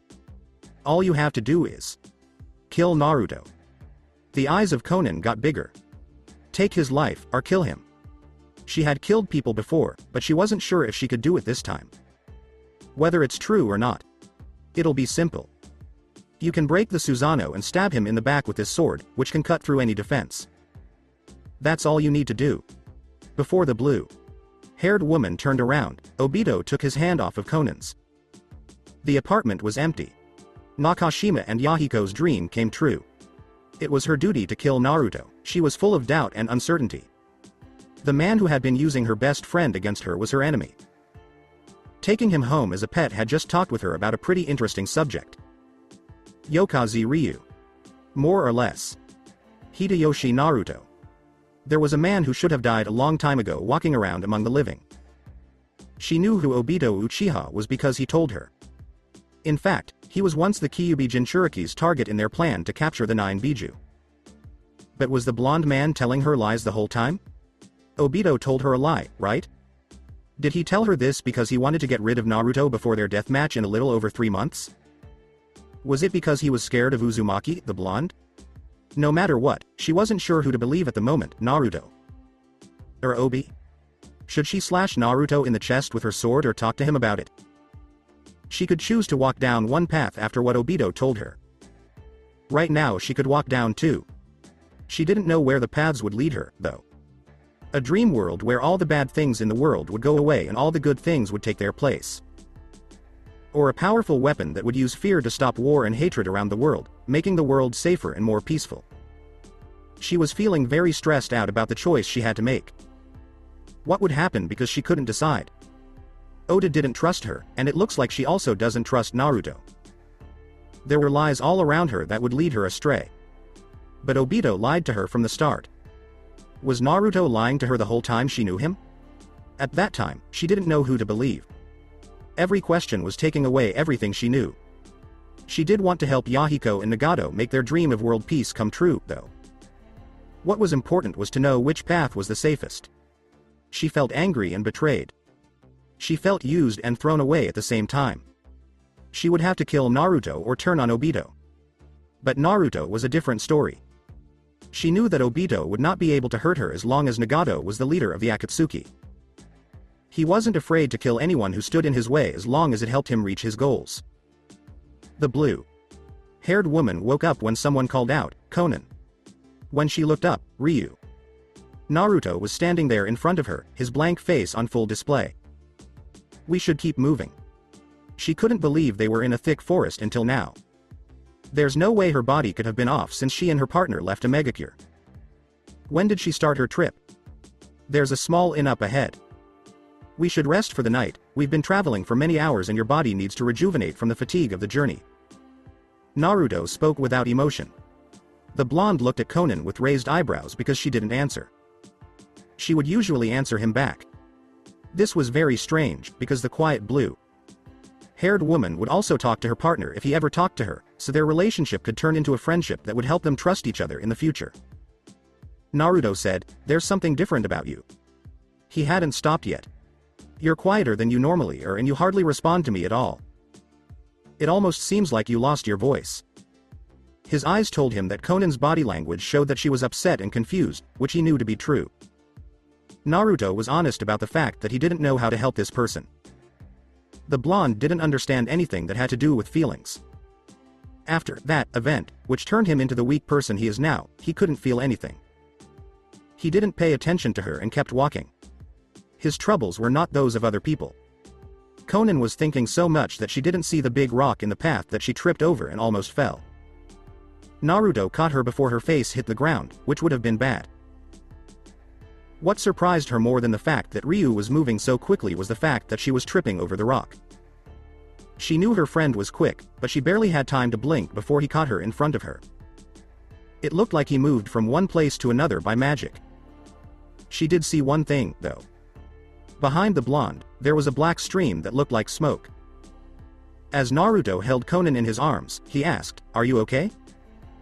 The girl Akatsuki member only had to look into Ryu's red eyes to be brought back to the real world. As Konan got back on her feet and dusted herself off, she said, "I'm fine."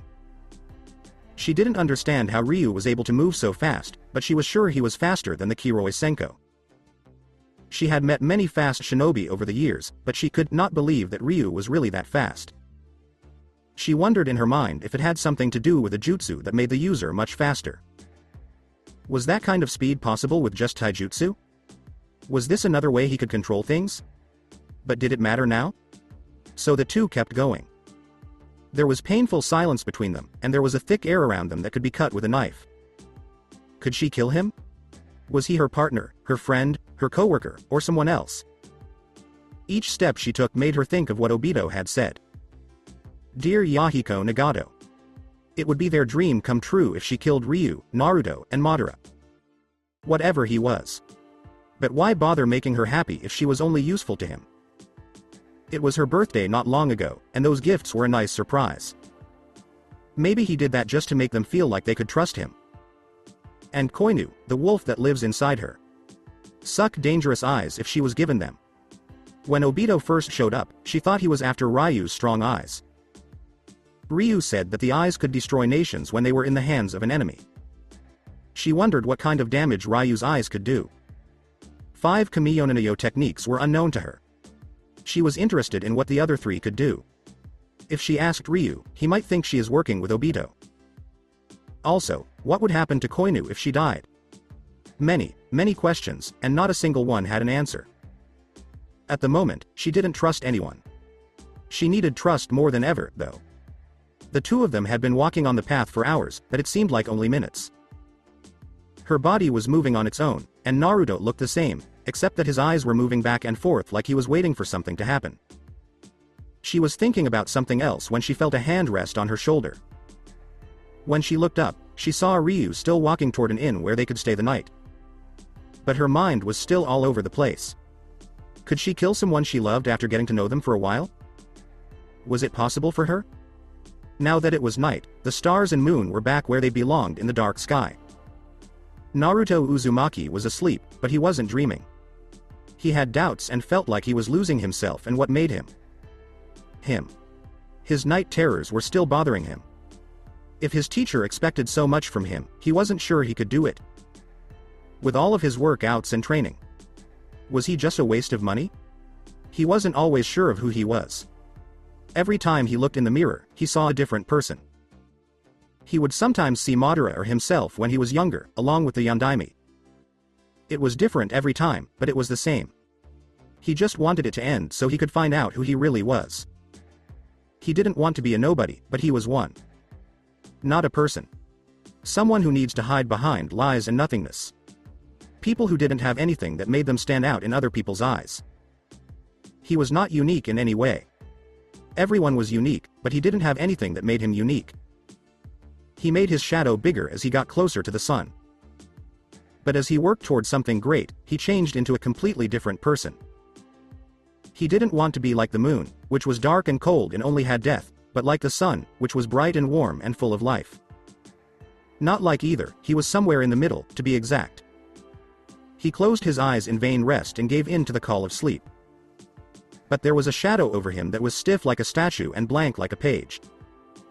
This person held a white katana with a long white ribbon and a tsuba that looked like a snowflake. Their amber eyes sparkled like gems, and their blue hair would make the oceans run away. The king didn't know what to do. She has a great chance to make Nagato and Yahiko's dream come true. Now why was she still thinking about it? She only had to cut him down with her sword for the game to be over. What was holding her back? She held the Shiromikiren. No.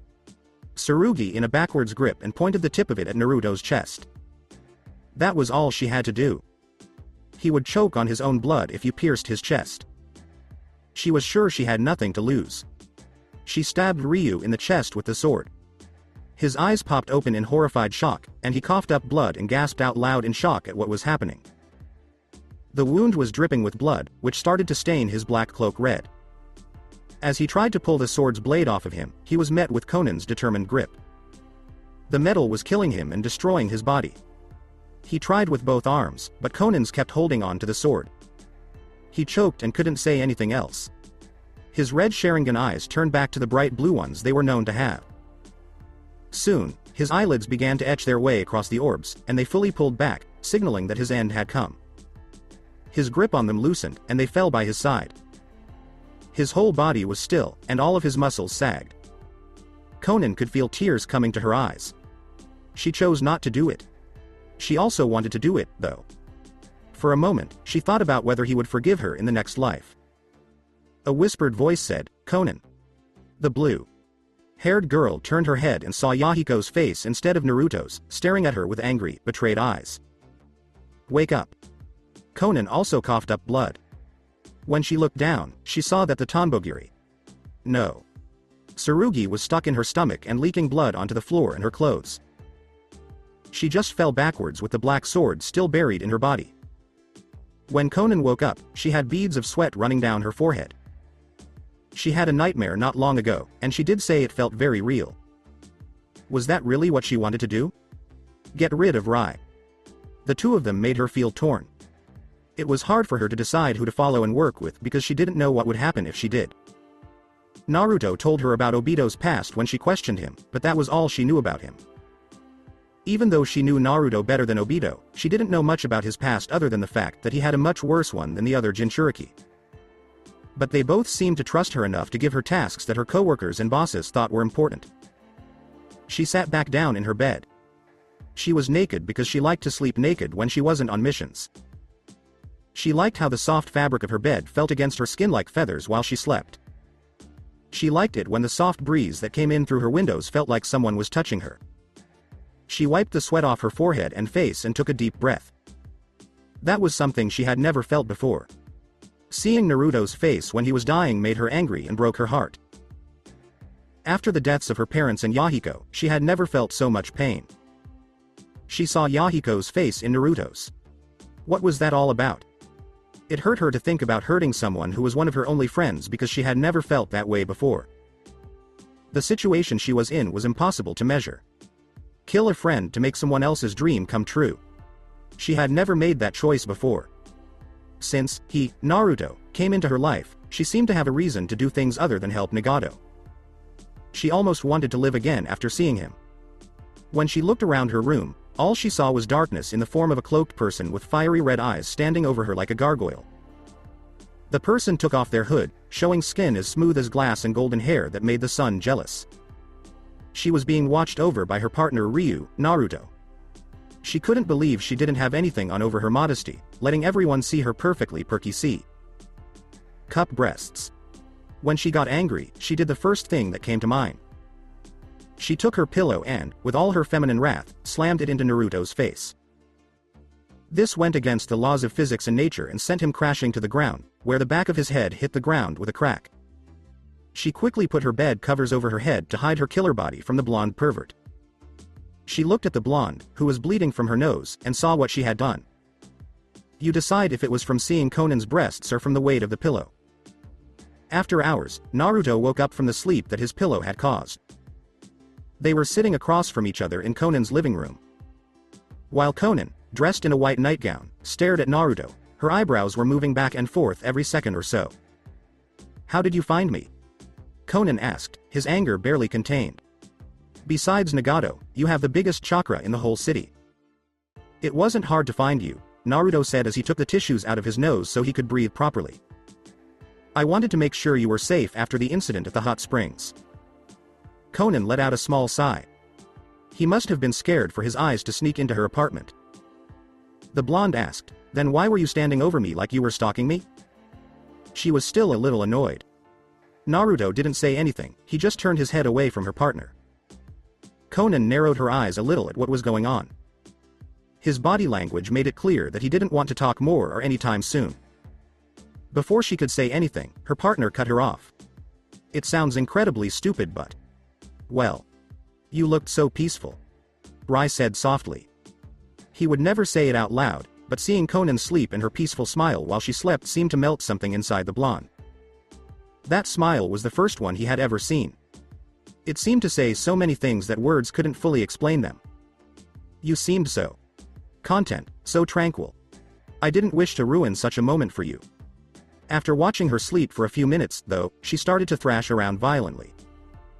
He knew that if he tried to hold her down, she would have made things worse because he had taught her medical ninjutsu and some psychology. But when he saw Conan's sad face in the nightmare, it hurt him inside. He wasn't able to explain it, but some things don't need to be explained. "If you thought I came here to protect my eyes, that's half the reason. I wanted to know if you were okay, and it looks like I didn't need to worry," Naruto said seriously. Conan smiled softly at how much care the blonde man was showing. But Naruto, even with his Sharingan, either couldn't see or was unwilling to say what he saw. He made her feel better for a moment, but she still didn't trust him. She would work with him, though, and not say that she knew who he really was. But she still had one more question. The king asked, "What would happen to Koinu if I died?" Naruto chose to answer because it was a good question that was asked out of curiosity. "If you were to die, Koinu would be ejected from your body and would return to his home in the Izumi Yumi Kumo Mori, Spring Dream Cloud Forest, the home of the wolves," explained the blonde. This made Conan nod, but she had never heard of the Izumi Yumi Kumo Mori before. She liked the name, though. As a kind house guest, Conan asked, "Would you like some tea?" Naruto waved his hand to her and said, "Please." He would like some tea. The blonde had told Conan that green tea was his favorite drink, so he went into her kitchen to make some. Just a few minutes later, she came back with a cup. She said in a soft voice, "Here." As he cupped the tea in his hand, both Akatsuki members vanished in a puff of smoke. Except that they were both in a completely different place at the time. At this very moment, they were floating in the air above a big river with lots of colorful trees along the sides. When they looked down, they saw that they were above the water. As they fell, Conan screamed and Naruto muttered, "They always do this to me." They used their chakra to get up on top of the water. With Conan's dress so wet that it was almost see-through, you could see her underwear. Naruto's hair was no longer spiked and was covering his eyes. His black cloak was clinging to him like a desperate child. She was shivering as a light breeze hit her. She rubbed her body to stay warm while holding her arms close. Besides the mumbling, Naruto just stood there still. He walked slowly across the water to catch up with the pink, who was following him. When they got to the bank, Naruto pushed his hair back to his chin so he could see better. He turned around and saw the blue net clattering next to him.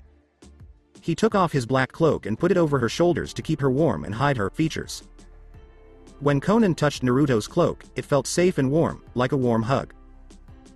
He smelled like vanilla, and the heat from his body still on the cloak was like a tiny sun, warming her on the hottest day. She almost felt like the man was hugging her. Kanan looked up and saw that her partner's chest was now bare. She got the tiniest blush on her face. Conan looked at her partner's chest. Besides gloves, pants, and boots, he wore nothing else under the black cloak. As far as I could tell, his chest was completely scar-free, except for a horrible scar where his heart should have been. She likely knew for sure that Sasuke Uchiha scarred him when they fought in the Valley of the End. The place where Naruto died. It looked like a terrible wound that would have been very painful if the lightning hadn't numbed it. She also noticed that Ryu's cloak was very warm, even though it was wet. It seemed to warm her up and take away any cold she had. Just like Yahiko when she was with him. The female Akatsuki member asked, "Where are we?" As she looked around, she saw trees, willows, and cherry blossoms in every color of the rainbow, from red to purple. Petals and leaves moved in the wind like they were living their own lives and dancing to a happy tune. The river she had run away from was so clear it sparkled like a king's crown. There were many different colors in the clouds above her, just like the leaves and trees. They made her think of jewels. The air was calm and sweet. It almost seemed like it could put her into a trance or a deep sleep. It smelled like honeysuckle with a hint of lavender. When she stood on the bright green grass, her bare feet rubbed against it. The ground was so soft that she might have been able to fall asleep on it. There were hills and waterfalls that rushed down the sides of the hills and back up again, making a beautiful loop. The sound of the water was almost like soft chimes being blown by the wind. Was that heaven? Was there something like that in the world? Where are we? Conan asked as she continued to look around. The beauty of the scenery made her eyes glaze over, and she wished she wasn't dreaming. There was a whisper, "The place we were talking about just 5 minutes ago." Conan realized that it was Izumi Yumi Kumo Mori. She had never seen anything like this before. Could wild animals like wolves really live here? At first, she thought the name was funny and that the wolves would live in caves full of bones or in mountains where they could see the moon. Technically, you shouldn't be here since you don't have a contract with the wolves, even worse Shiranui, white. Wild Majesty, hasn't met you. The king asked, Shiranui? The few words Naruto has used have made me think of a scary wolf. Naruto looked around and said, he's the leader of the wolf clan. They call him the old dog. It was strange that there were no wolves greeting him. Not at all. After that, he felt something hit him hard enough to knock him to the ground. He skidded face first across the soft dirt and grass, making a big cloud of dust. And Conan was shocked because it took a lot of speed to sneak up on Ryu and tackle him to the ground at the same time. When the dust cloud went away, Naruto saw a black wolf cub with bright green eyes sitting on top of his head with his face firmly on the ground. A small wolf cub jumped on top of Naruto's head and yelled, "You're here." This didn't surprise Conan because animal summons could talk. "No longer do you come over." The little dog whined. Heaved himself off the ground while the wolf cub was still on his head. Naruto asked Shizunu, "Shaggy Dog, what have I told you?" This made the young wolf feel guilty and make him sweat. Shaggy said in a sad voice, "Stop jumping on the nice man's head." This made Naruto scratch him behind the ear, and the wolf cub put his head in Naruto's hand. He took the puppy off of his head and put him gently on the ground in front of him. Naruto asked the small wolf, "Do you know why I'm here?" The wolf nodded and wiggled its tail. When the little wolf saw the woman with blue hair and Ryu, it made the pup smile. The little wolf cub kicked the soft ground with his little paw and said, "I thought you came here to play with me." For fun, the wolf asked with a sneaky grin, "So is this your girlfriend?" People didn't notice that Conan brushed his teeth a little after hearing the comment. Still, she wasn't sure if she should kill Naruto right now because it would probably make the wolves in the forest mad. The thought of killing Naruto wasn't good because she didn't know how many there were or how strong they were, but she also didn't want to kill him for some reason. She didn't know why yet, but she thought it might come to her soon. While Naruto looked at Conan for a moment, his red eyes showed that he was feeling nothing. Naruto told the wolf, "No, she's a friend." As Shaggy laughed, "A special friend." He had fun, but Naruto didn't answer, so it was over. Then there was a buzzing sound coming from the ground around them. Small rocks and pebbles moved around like ragdolls because of the strong shaking. When Naruto looked up from the wolf cub, he saw 5 more wolves coming at him quickly. These wolves were as big as the Biju and could easily tower over big buildings and rock formations. The wolves were about to step on Naruto and Conan if they didn't stop in front of them with their tails wagging and their chests puffing out like normal dogs. Naruto said with a sad face and slouched shoulders, "It looks like even you 5 couldn't resist paying me a visit." The 5 annoyances, as Naruto liked to call them, were lined up in a row. They didn't mind the name. Heiro K's, Grey Wind, Josei, Lady, Natsu, Summer, Nymeria, and Yurei, Ghost, were in order from left to right. Heihiro Kase was the first wolf of the Biju size. He had smoky gray fur and yellow eyes that looked almost like lanterns. He walked like a king, which made him seem like the leader of the five. He also seemed like the most disciplined of the five. Lady was the second wolf.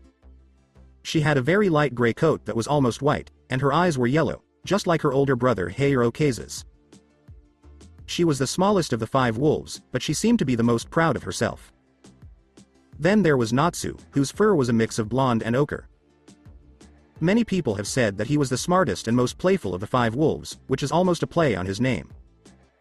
He had yellow eyes like his siblings. Nymeria is the fourth wolf. Like her cousins, she had normal gray fur and dark golden eyes. People have said that she is the wolf in the forest who wants freedom the most. And even though she is a girl, she has been known as a tomboy since she was born. Yurei was the last wolf. Yurei was the biggest of the litter, and his coat was different from those of his siblings, just like Natsu's. This made Yurei stand out from his siblings and brothers, who usually had gray fur and yellow eyes. He was snow white and had fire-red eyes. He was the most quiet and hard to catch out of the five, which was strange because his coat was the easiest to spot. Even though Yurei was the oldest of the wolves, he let his younger brother Heihiro Kase take charge. The only other stronger wolf in the forest was Shiranui. The wolves yelled, "You're here!" Except for Yurei, who was quiet as usual. Natsu and Shaginu both laughed as Naruto said, "One of you wouldn't have happened to summon me here, above a cold river." Naruto sighed at the wolf, but that was to be expected since the dogs liked to tease him but could also be somber when they had to be. Now that the five wolves saw Conan with him, they said the first thing that came to their minds. Newt and Nymeria both asked, "Is she your girlfriend?" That made Naruto palm his face and Conan blush a little. "What made you think that?" asked the blonde man. Natsu and Nymeria were about to say something. Everyone paid attention when Yurei said, "Father wishes to see you." When Yurei spoke, it was always important. Naruto agreed and told Conan to stay where she was so she wouldn't make a scene. He was watching other wolves with his Sharingan from behind and in the trees. They were naturally wary of Conan because she was from outside the group and had come with him by accident. Now he was walking through the Izumi Yumi Kumo Mori's colorful trees to get to a palace that was in the colorful garden. This palace belonged to a very old and strong being that Naruto would be afraid to fight. He went by all of the big wolves that lived in the area. Some of them were taking long naps, some were playing with each other like puppies, and some were doing what wolves would do, sleeping. The leader of the clan's palace was the next thing he saw. The scary Shiranui. Like the old dog. That was not a good idea with Shiranui. Ever. But the dog was surprisingly calm and friendly as long as he didn't lose his cool.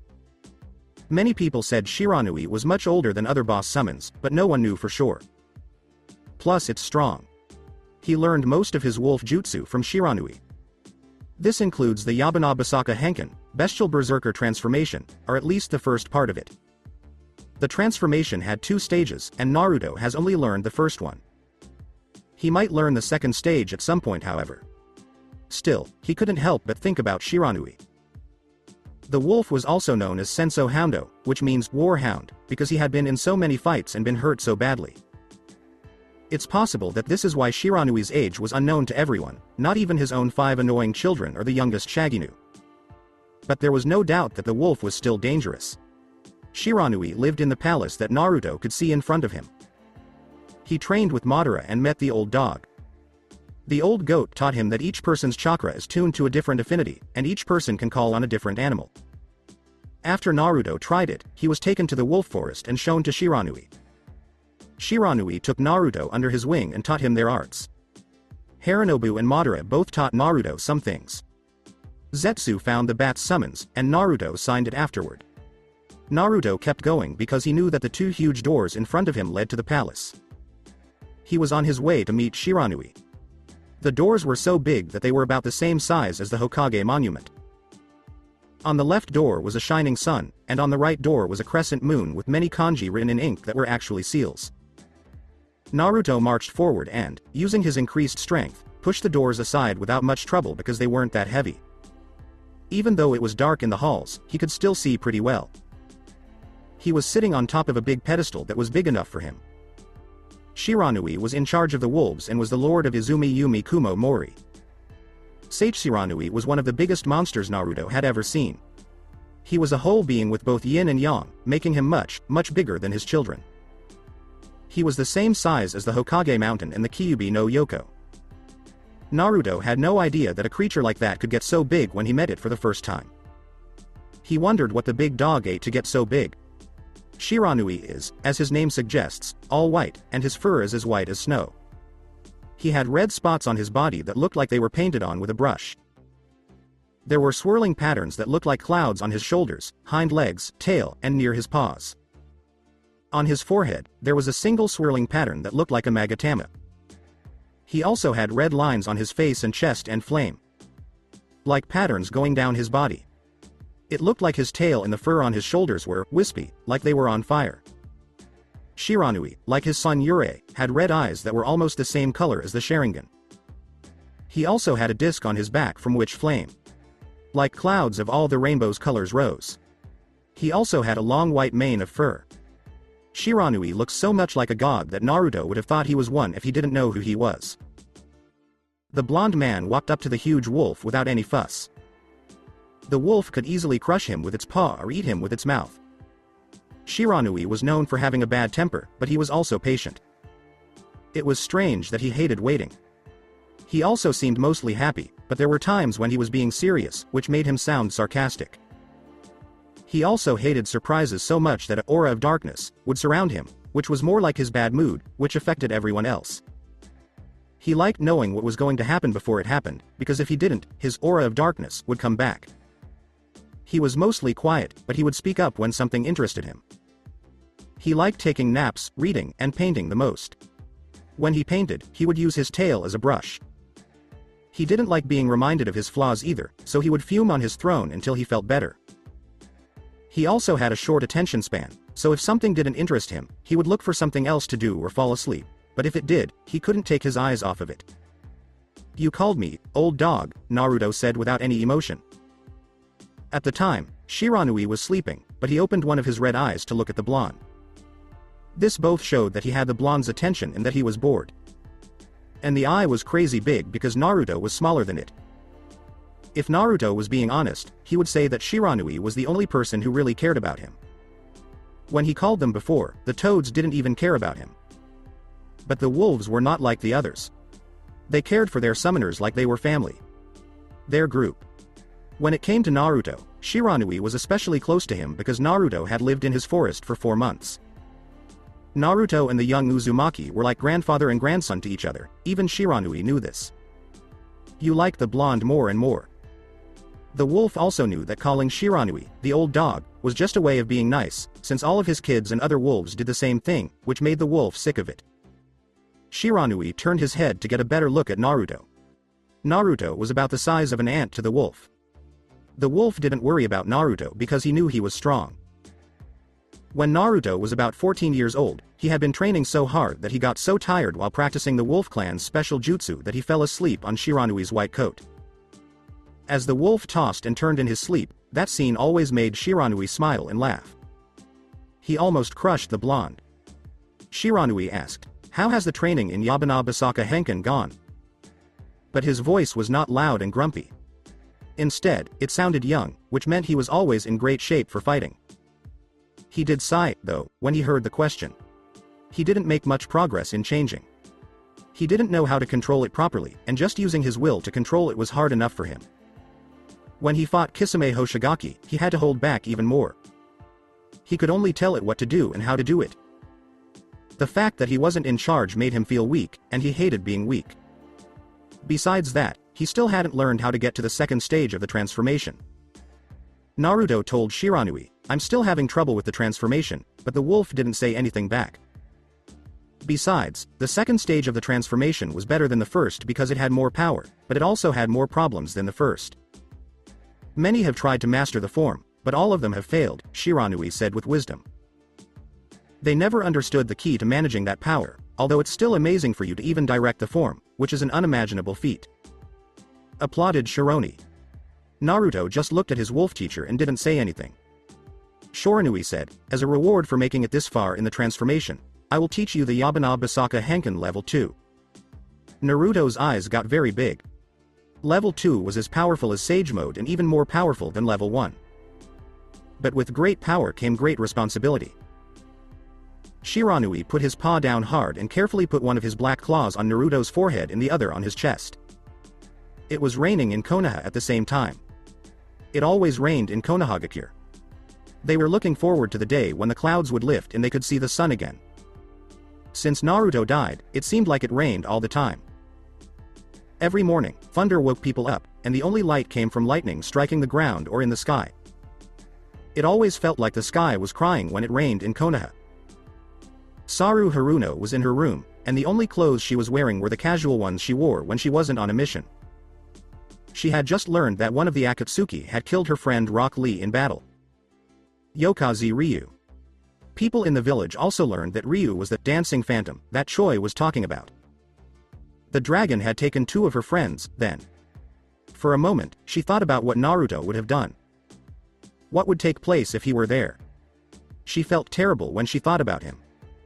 The pain in her heart was almost numbed when she put her hand over it. She thought about him and what the world would be like if he were still here every night. Along with her. Even if he was alive and loved someone else. She would still love him with all her heart. She only cared about him being happy. Even if it meant giving his love and happiness to someone else, she would be okay with that. She would be sad that his love wouldn't be for her, but he only needed happiness, so she could watch if that person made him happy. A lot of people thought love was weird. Some people could sum up the word love in 5 words, while others would write a whole book about it. A year after Naruto died, she remembered that Lee would always ask her to go on dates. She turned him down every time, but she never said why. Because someone else had his heart. The only way she finally agreed to go on a date was after Ino told her she needed to find a man. Lee wore that awful, silly green jumpsuit, and Sakura wore her off duty clothes. It was casual and not very romantic. The date didn't go well. Even though Sakura didn't say anything, Lee couldn't speak and was red all the time. His clumsiness caused him to drop his food and do other embarrassing things. On top of that, Lee took a tiny sip of alcohol. But it was enough to drive him crazy with fear. He broke many things and many bones of customers, waiters, and even the manager. He pretty much destroyed the whole restaurant. He finally stopped when the rest of Team Guy came over and pulled him down. She laughed at the thought of it. He was gone now, though. To keep the other nations from thinking that Konoha was weak, Shino's death was kept secret. His death was made public, so everyone knew about it. She turned around and saw the picture of Team 7. Kakashi was tiredly smiling while patting the heads of 2 boys. She was excited like a child on Christmas just thinking about her and Sasuke together. In the picture, Sasuke's face was scarred and crossed out, and there were cuts where his face should have been. This was probably done with a knife.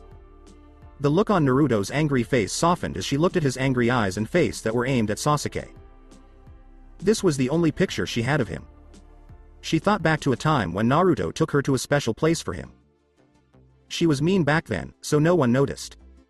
There was nothing more she wanted than to be with him. She felt very happy when she thought about Naruto, and the things he said back then kept playing over and over in her mind like a drum. His golden sun hair and ocean sky eyes made her miss him and love him more and more. But, just like her teacher now, she felt bad about what she did. The only things she could compare herself to Tsunade were their personalities, their skills, their time as genin, and their love lives. In the Second Shinobi World War, Suad lost Dan. He and Dan didn't spend much time together before Dan died of a wound he got in the war. What about her and Naruto?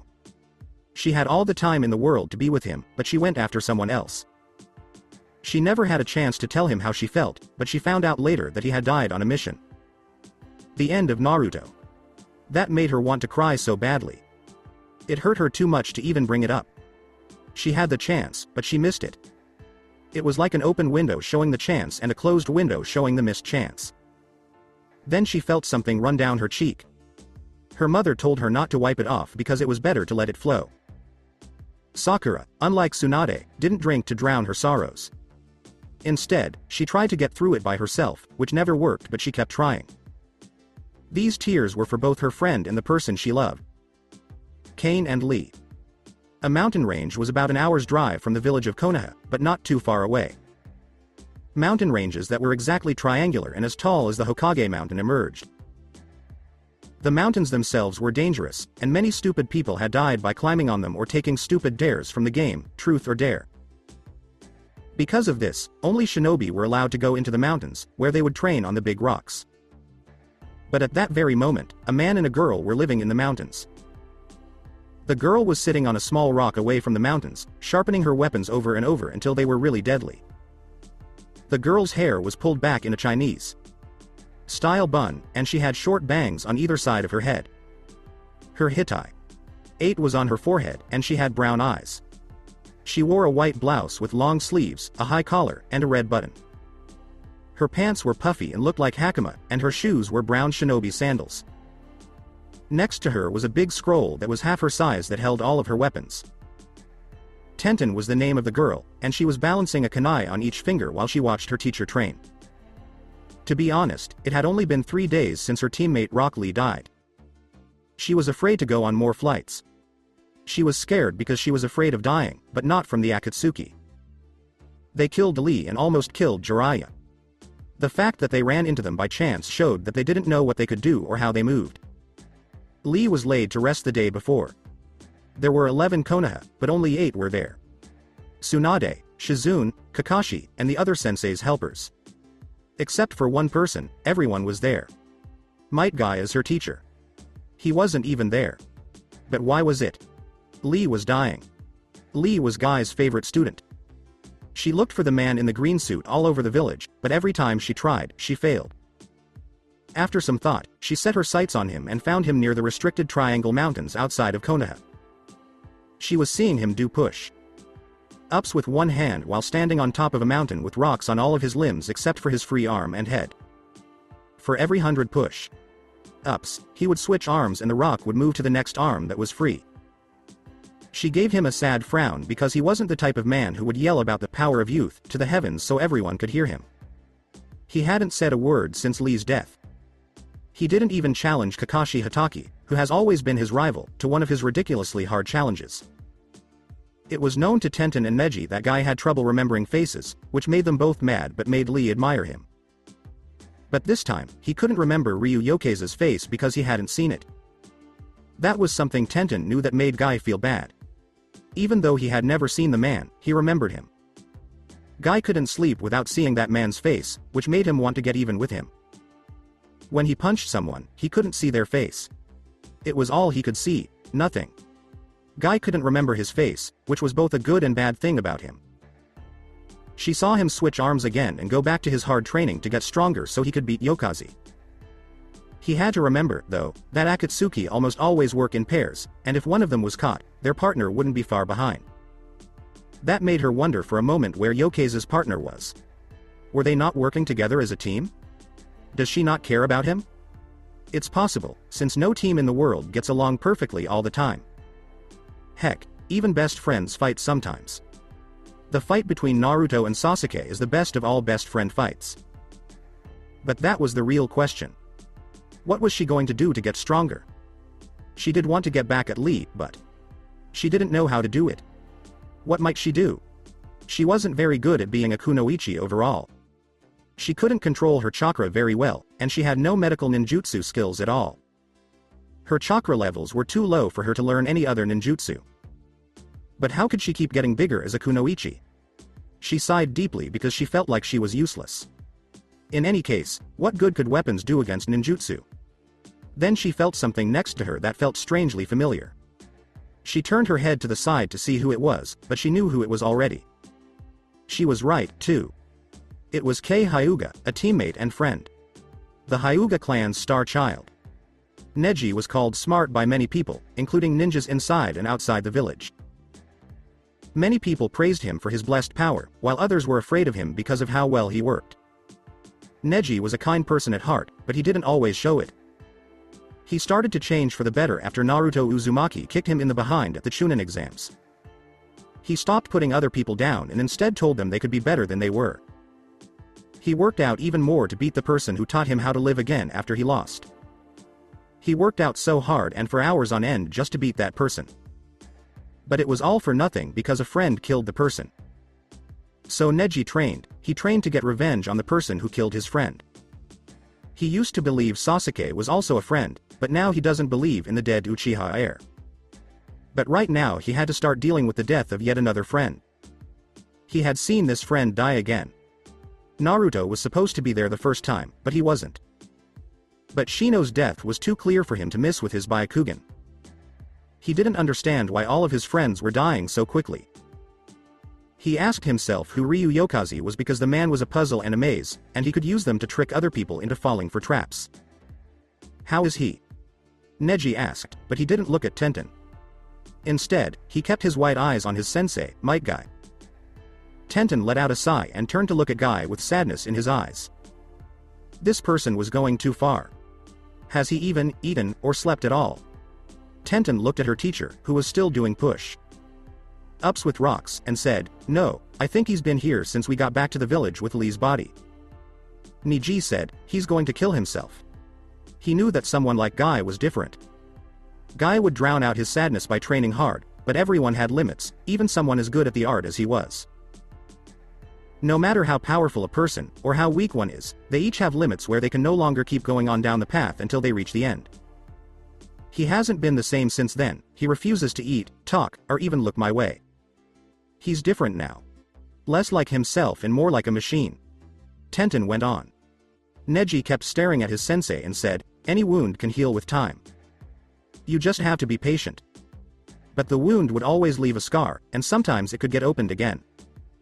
He saw the man clenching his teeth and having so much training that his fingers and palms were bleeding.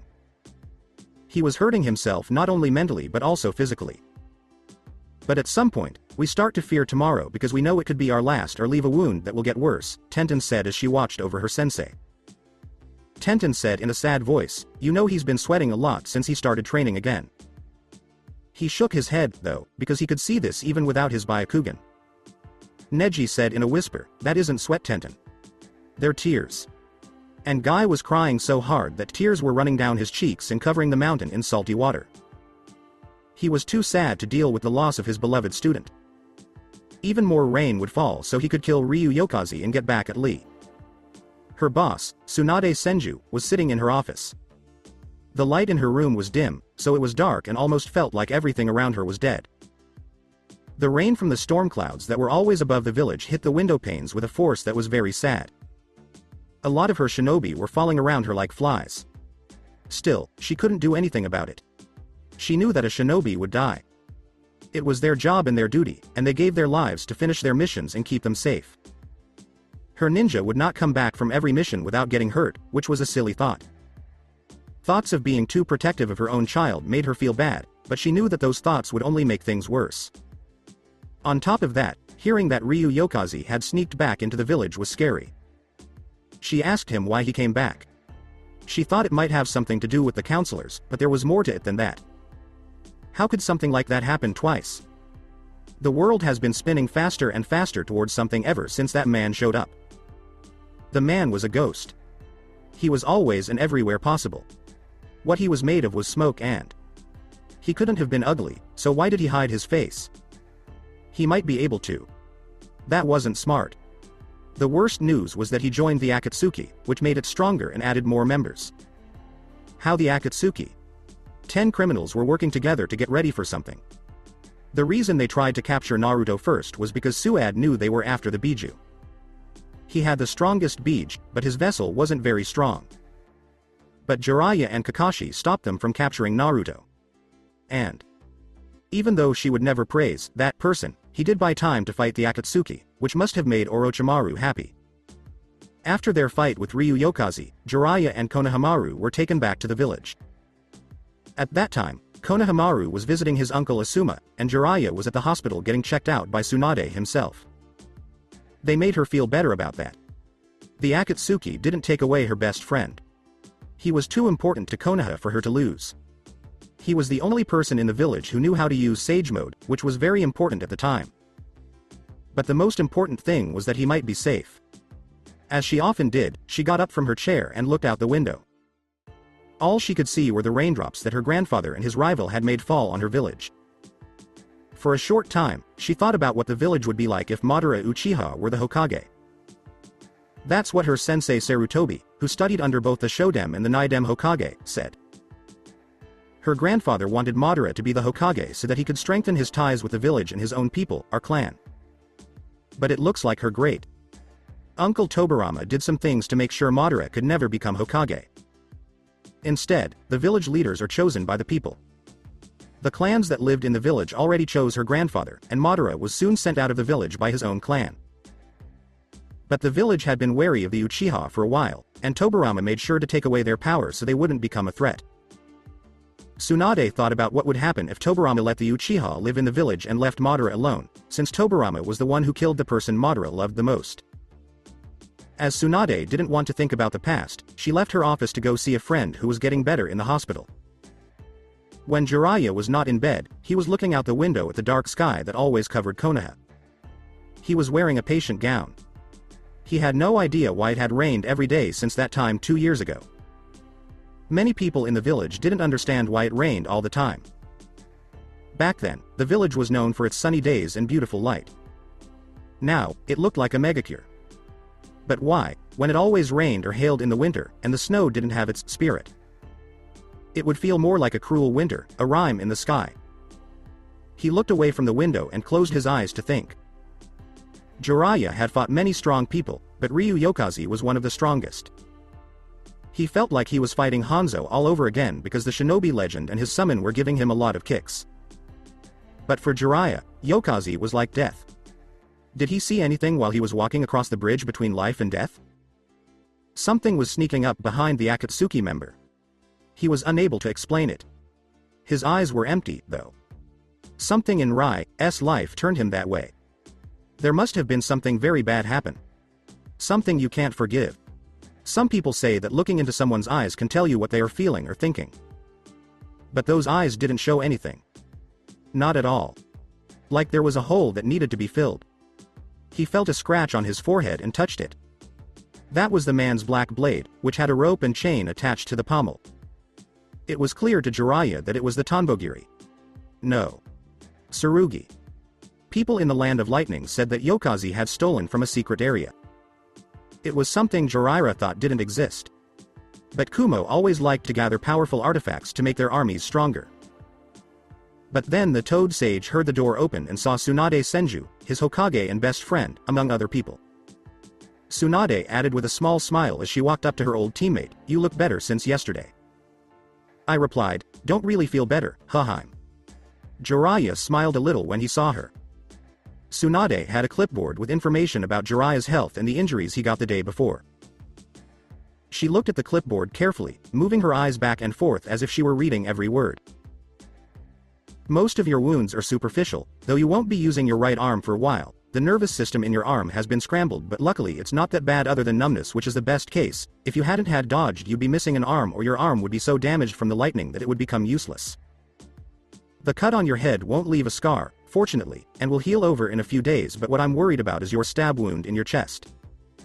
Tsunade went into her doctor mode. "That stab wound, or whatever you want to call it, just think of it as a badge of honor," Jiraiya said with a silly grin. Jiraiya woke up when Tsunade said, "It's not the wound I'm worried about. It's where he stabbed you. You were stabbed in the liver." Jiraiya didn't know what to say. What the heck was the big deal? Doesn't the liver have some kind of special power? And that's bad in what way? Jiraiya asked with a funny squint in his eyes and mouth. The liver is the only internal organ that is capable of natural regeneration. Even if you have a quarter of the liver left, it can still heal itself. According to Tsunade.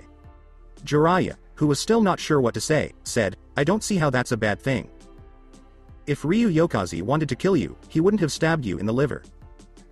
If he knew medical ninjutsu well, he would have known that there are better places to stab someone. The way he handled the blade and the wound he left behind while the case was being looked into further showed that he did it on purpose, but we will never know why." This made Jiraiya think deeply.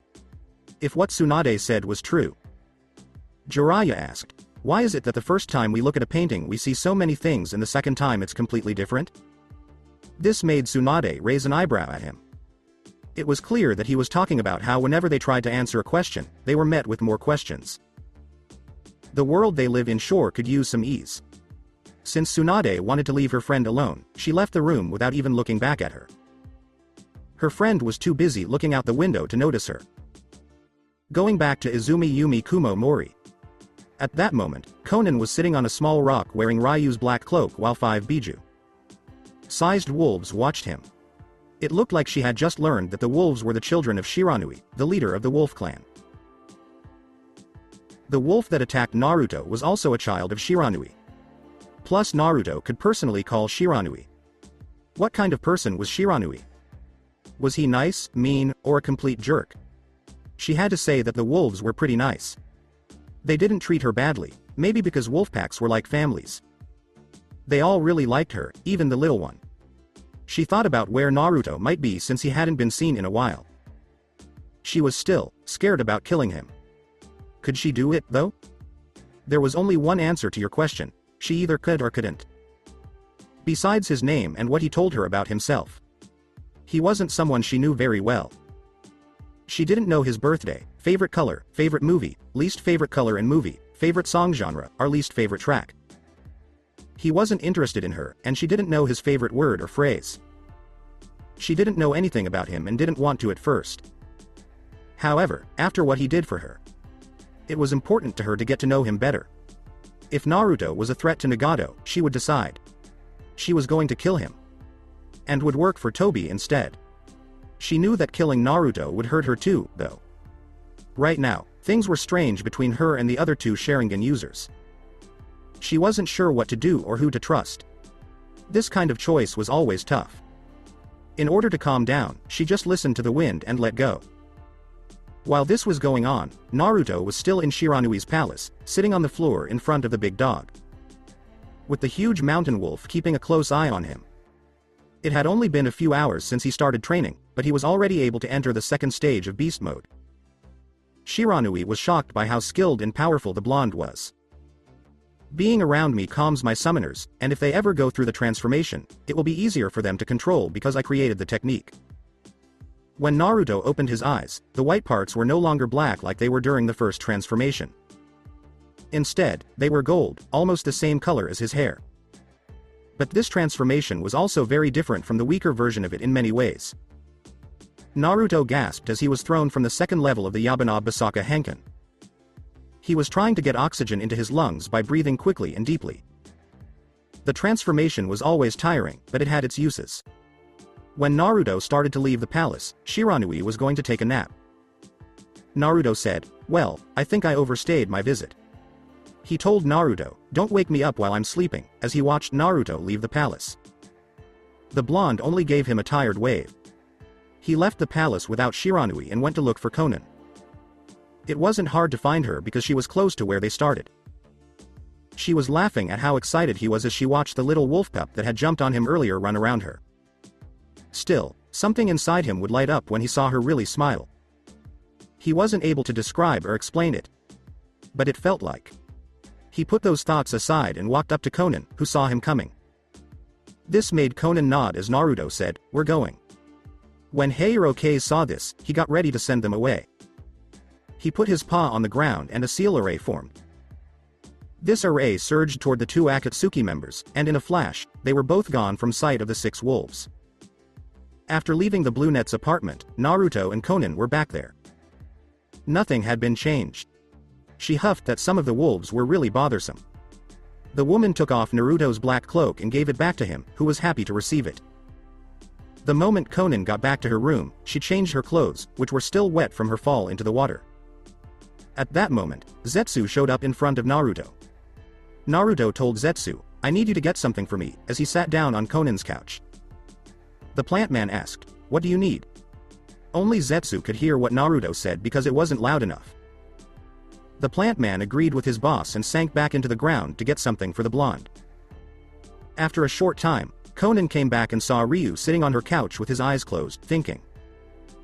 They then heard Nagato's words clearly in their minds as he used the Diva Path, which was one of his jutsus, to talk to the other Akatsuki. Naruto and Conan both used the Gentashin no Jutsu, magic lantern body technique, to show up in a small, dark cave with a single brazier in the middle. Their bodies were now a rainbow of colors, and Nagato was acting through the Diva Path across from them. The Akatsuki has received an interesting mission from several daimyos and nobles who have been complaining to the organization of a rather troublesome fellow. Spoke to Pain to his 2 assistants. A conman and shinobi thief by the name of Bakuto Poka has been stealing quite a hefty amount of money from daimyos and nobles alike. He robs the rich to feed himself, after he lost his occupation when Yugakure fell into disarmament and became a tourist attraction. This was the case for many shinobi of the village. However, Bakuto has been making many enemies and all of them want his head missing from his shoulders. But he's clever, he knows how to evade shinobi wealth, that's why his clients have contracted us to eliminate him and retrieve the stolen money where we will be paid half of it for our services, and there is a lot of money that can further the Akatsuki's goal. For this mission Kakazu will be assisting you too. Expressed Pain as Kakazu appeared beside them. He has knowledge of Bakuto, being an old acquaintance of his, and he knows the inner workings of finances and blood money. I would have Hidan assist you with this mission, but he's a fool. Kakazu scoffed, meaning it was true. And isn't very familiar with Bakuto despite coming from the same village. Very well, we will see to it that it is completed. Talk to Konan. You can go get ready to kill Bakuto, Pain told Ryu, Konan, and Kakazu as he sent them away. Not you, Ryu. We need to talk about something. By the time Pain said that, Konan and Kakashi had already left. Naruto said, you want something from me, leader. Sama. Yes, as you know, Ryu, you are new to the organization and how it works. Because of this, you have certain qualities that make you fit for this mission, Pain said, making Naruto narrow his eyes. Information regarding the organization is and has been leaked to the shinobi villages of the 5 great nations. Information about our movements could be relayed right at this moment. There is a traitor within the Akatsuki who is aiding the villages and interfering with our plans, more specifically our plans to capture the Biju. Naruto raised an eyebrow, but he didn't say anything else. And as a result of the information being known, the villages have tightened security on their Biju to ensure they're not stolen right under their noses. Pain went on. Information is more powerful than any weapon or jutsu. Knowledge makes a person strong by knowing their enemy's weaknesses. And as such our plans have to be halted for a short amount of time until we capture the traitor. Naruto said, I can already think of possible scenarios running through my mind about who the traitor is. This person must know a lot about the villages and be able to share that knowledge with others. This person is smart because he can cross Hidan off the list. Deidara might be next, but we won't know for sure. Naruto said, and I also know that this is some kind of test. Pain didn't answer. You think, I am the traitor, a person who appeared out of nowhere and had just joined the Akatsuki, it's understandable. And by assigning me this mission you also want to know if I'm truly the traitor, and depending upon my reaction that will be your answer, while if I'm not, you want me to rid the organization of said traitor as well. Does this answer your question? Pain said, all that and more. He had doubts about the man being stopped. The leader of the Akatsuki asked, and I trust you've been watching out for Konan. Yes, and I promised myself a while ago that I would keep her safe from everything, Naruto told his little friend. He said, because I never break my word. That's my ninja way. Naruto was sure of himself. Then his astral body went away, leaving Nagato alone to think about what he had said. Mei couldn't wait for one of her strongest shinobi to walk through the Mizukage's office in Kirigakure and take on his mission. My beloved Ryu Yokaze had left her, and she would never see him again. This broke Mei's heart. They were in love so deeply that she couldn't put into words how she felt about him. But because of the anger he felt over being betrayed, she put him in the bingo book right away. She wanted to either stab or kiss his picture every time she saw it. That depended on how she felt. When she found the love of her life and wanted to marry him and be with him forever, they would always disappear, or die, on their missions. They were never seen again, but she knew what happened to her, Ryu-kun. She would tie him up with rope, put a gag over his mouth, lock him in the basement, and not let him go until she got him back. Wow, it looks like this woman is having relations problems. Then she heard a knock on her door and let the person in by waving. The person was a man wearing a Kirigakure flak jacket without the shoulder pads and a black leather jacket with flames on the sleeves. He also had a chain belt around his waist, black jeans that were torn in several places, and boots. He had skull rings on his fingers, loop and stud earrings all over his eyes, and his eyebrow was pierced. The man had green eyes and dirty blonde hair that was styled in an odd mullet. Like Wei with separate bangs that fell over his forehead. He looked pretty young and good looking. His name was Marodi Gita. A well-known and lazy Jonin from Kirigakir. A casual, "Sup, what y'all want?" was said to Merid. May meant it when she said, "I have a mission for you." Merid said, "What? More work? As if you guys slave drive me enough." This made May sweat because he hardly ever picked up a pencil. May, who was very angry, told them, "Your job is to bring me Yokaze's head." Not now, it was Marodi's turn to sweat, and he felt bad for Yokaze if he got May's attention. May showed Marodi some cue cards, and he looked at them with narrowed eyes. Marodi showed himself out without being told to leave by May first. He said, "Yeah, got it, whatever." The Mizukage was shocked at how much he respected him. A few hours later, Naruto and Konan were walking to Takigakure along a narrow, rocky path with rock columns lying on top of each other. They were told to meet Kakazu there because the village was hosting a big gambling event. Kakazu also said that Bakuto liked gambling, so a gambling event would be the best spot to find the shinobi thief. They hadn't talked because they didn't have anything to talk about. In any case, Konan was still trying to get the nerve to ask Naruto about himself. So everything was the same as it always was. At that moment, neither of them knew that someone was pointing what looked like a deadly weapon at them. On a cliff, the person had two small scopes on his kunai launchers. He used the crosshairs to aim his most likely fatal shot. The person threw a kunai at our blonde auntie. Hiro and said, "Heh, too easy. Our auntie." Hiro ducked his head into the path of the kunai, which just missed the bandages on Naruto's ponytail but tore them, leaving his hair wild and loose. The blonde saw the person who shot at him when she looked up. His Sharingan takes in everything about the person. He had black hair that was pulled back and tied into a long ponytail that reached mid-back. There were some gray streaks in his hair. He wore an eye patch over his right eye and had golden eyes and eyebrows that were raised. He also had a long, jagged scar that went up his left cheek and just under his left eye. His Iwagakure flak jacket was torn, and the ends of his red scarf stuck out behind his neck. He wore a long purple coat with two tails that had no sleeves and a low collar. He had two black gloves on, but the thumb and index fingers were missing from one pair. He also had mesh armor for his arms. He wore simple brown ninja sandals and pants. The ninja changed the aim of his kunai launcher and fired again. This time, Naruto's Sharingan saw the kunai coming and dove under it. As Konan just now became aware of the attack on Ryu, all he could see were blurs. Konan hid behind a rock column by turning into paper airplanes to protect herself from the sharpshooter's attacks. In order to protect himself, Naruto hid behind a smaller rock. The person who went by the name Sogeki Bareru said, "Not bad. You're the first person since the Yondaime Hokage to avoid my attacks. You're better than they say for sure." He jumped off the edge of the cliff and landed hard on the stone ground below. Sogeki pointed his kunai launchers at the rock Naruto was hiding behind and said, "But still, that doesn't mean you'll be leaving this place in one piece." He directed chakra into his kunai launchers, which took it in. The next kunai he fired went right through the rock Naruto was hiding behind, which surprised the blonde. As Sogeki kept shooting at the rock, he hoped to kill Yokaze. He wasn't wasting bullets. He always picked up the kunai of the shinobi he killed. Everyone couldn't see because of the dust cloud that formed when he kept firing his kunai at the rock. While she hid behind the rock, Konan couldn't help but worry about her teammate. She was going to watch for now because she wanted to learn more about this man's skills. Ryu was great at long fights because he had a lot of chakra and stamina. When the dust cloud broke up, it showed dozens of kunai and small pieces of rock on the ground. Sogeki kept turning his head to look for the blonde he wanted to hit. Naruto yelled, "Tan Tora Kiku, flying tiger kick," as he flew through the air and prepared to kick Sogeki. That scarred man, though, only fired more kunai at Naruto, making him twist and turn in the air to avoid them. When he gracefully hit the ground, the kunai that were aimed at him turned around and went back toward his back.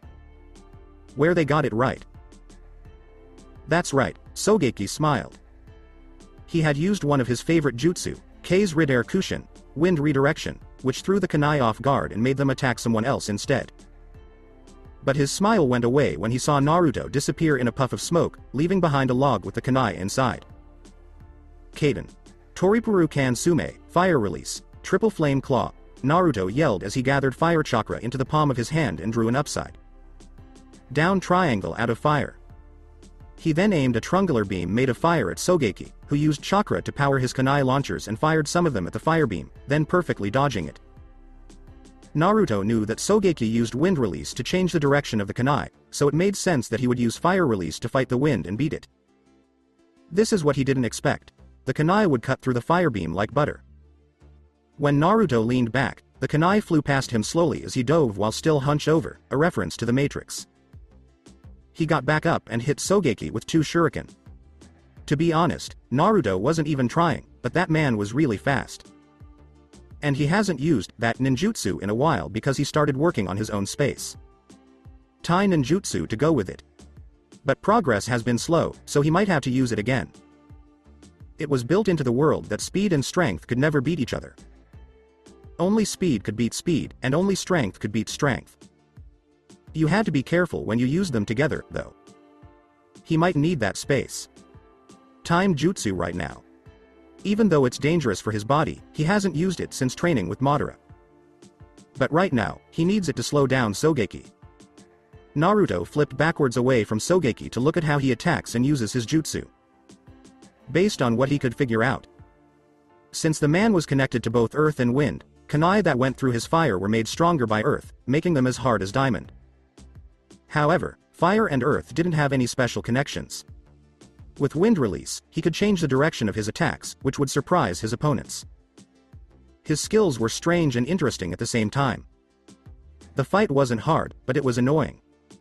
It was better for him because Naruto was better at close combat and fire release was better at long range attacks. This battle was getting more annoying. He could use Kamiyonanio, Chikyu Tentu no Ibuki, Earth, reducing Breath of Heaven, but the kunai's density and the Ash release's focus on offense meant it wasn't a great defense. This guy must have other moves ready. That was another option, but it was too risky and suicidal. The risks were too great. Until he got good at it. He had to find out more about this person. Naruto used some hand seals to open a seal over his eyes that was stopping him from using some skills. But before he could finish the hand seals, Sogeki attacked him, and Naruto could tell that he had moved. As Naruto looked up, he saw the Iwagakure shinobi use his kunai launchers to hit the blonde with some of his kunai. Naruto rolled away from the chakra, enhanced weapons and unlocked his sai, which were his weapons. He then put some of his lightning chakra into them, which made them more powerful at cutting and numbing. Sogeki was hit by one of Naruto's sai that had a lightning rope on it. The man with the scars dodged it, but he didn't expect Naruto to be pulled along by the lightning rope with the sais. This caused Sogeki to get kicked in the face, then kicked away, and he fell to the ground, where he tripped a little. He smiled with joy at the thought of a tough opponent. Naruto landed on the ground and put his sais up to protect himself. It would be best for him to use lightning and fire release against his enemy. Naruto charged at Sogeki with his lightning enhanced sais, ready to kill him. But Sogeki got back up and fired more kunai at Naruto, who easily destroyed them or blocked them with his sais. He tried to slash at Sogeki, but the Iwa ninja pointed his kunai at Naruto's head, forcing him to duck. He then tried to slash Sogeki in the side, but he found another kunai launcher in his face, so he strafed and hit one of the launchers with the pommel of his sais. But then he felt chakra above him where the kunai launcher he had hit away was firing another kunai at him without Sogeki's intention. Naruto took a step back to avoid the weapon and flipped several times away from Sogeki, who was on the ground hunched over with his sais ready to defend himself.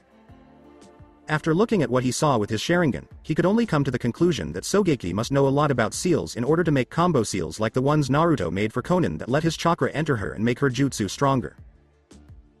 He did say that Sogeki's was weaker, though, because he had put the seal on something inanimate and could fire chakra bolts with his own chakra.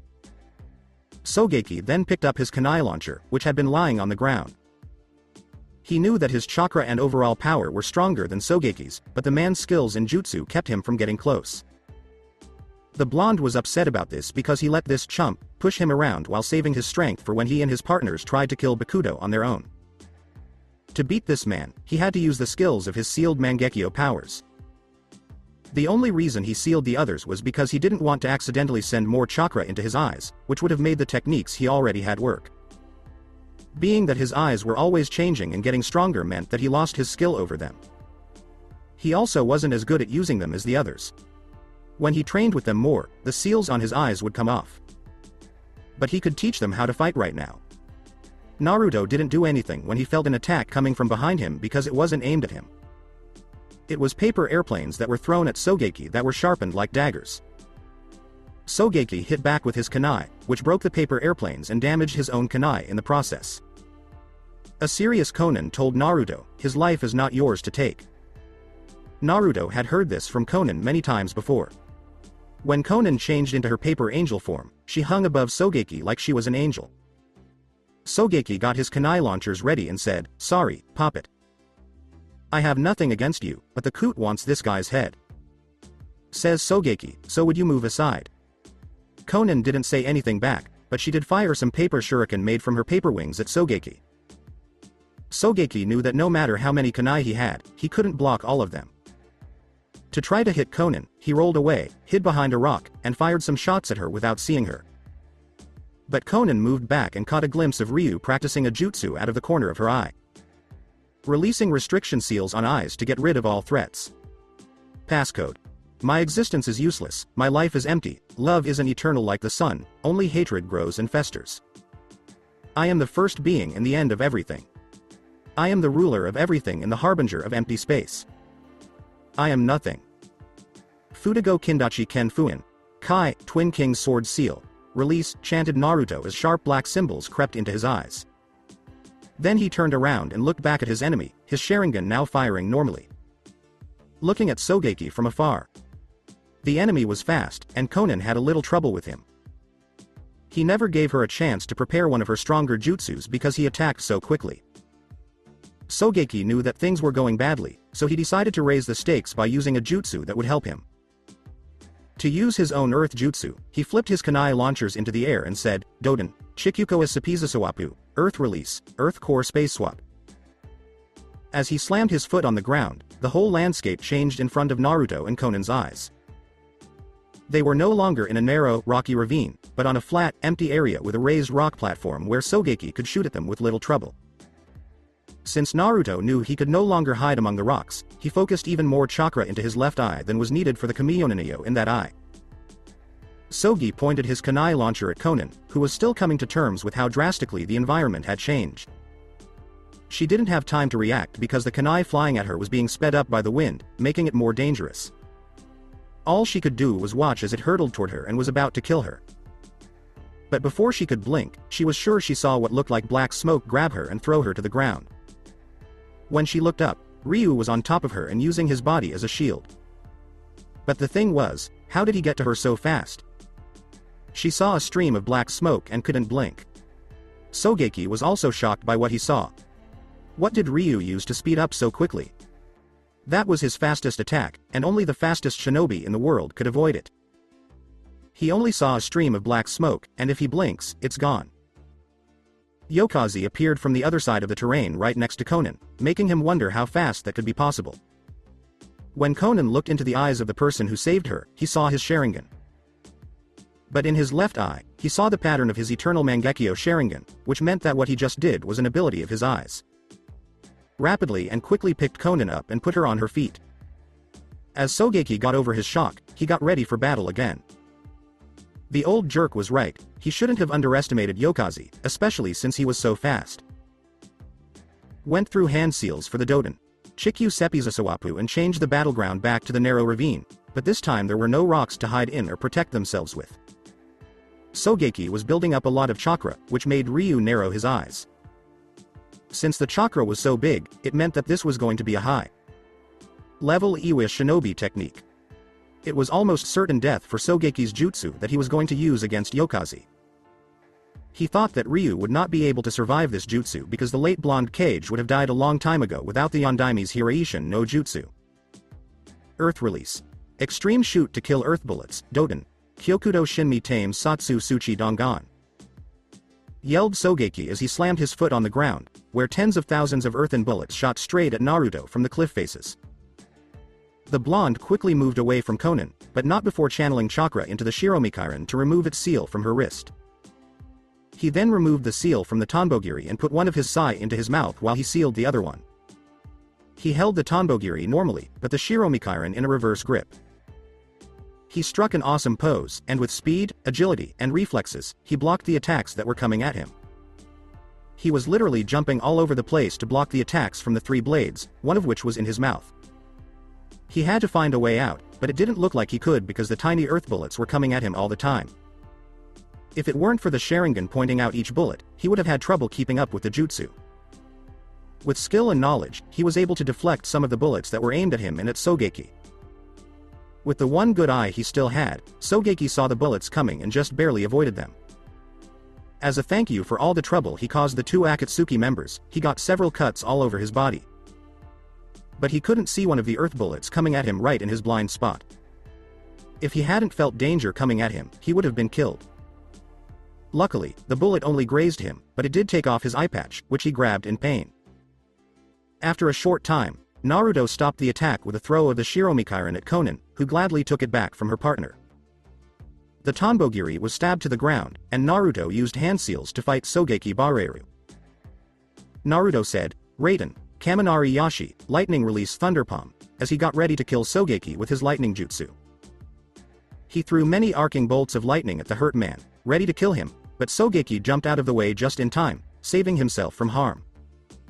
However, he was now stuck in the air, where he could have been easily killed. Naruto took hold of the Tonbogiri's handle and began to send a lot of wind chakra down the blade. Shorasho, Skypiercer. Naruto yelled as he aimed a crescent moon shaped blade of wind the size of a man straight at Sogeki. The man widening his eyes in shock and fear, but the blade of wind cut through the man without any trouble. Naruto didn't smirk because he knew that at his victory, Sogeki had replaced himself with a log to avoid death and defeat. Naruto aimed the Sorasho again and fired it in a different direction, but it missed its target because Sogeki ducked under it and fired a barrage of earth.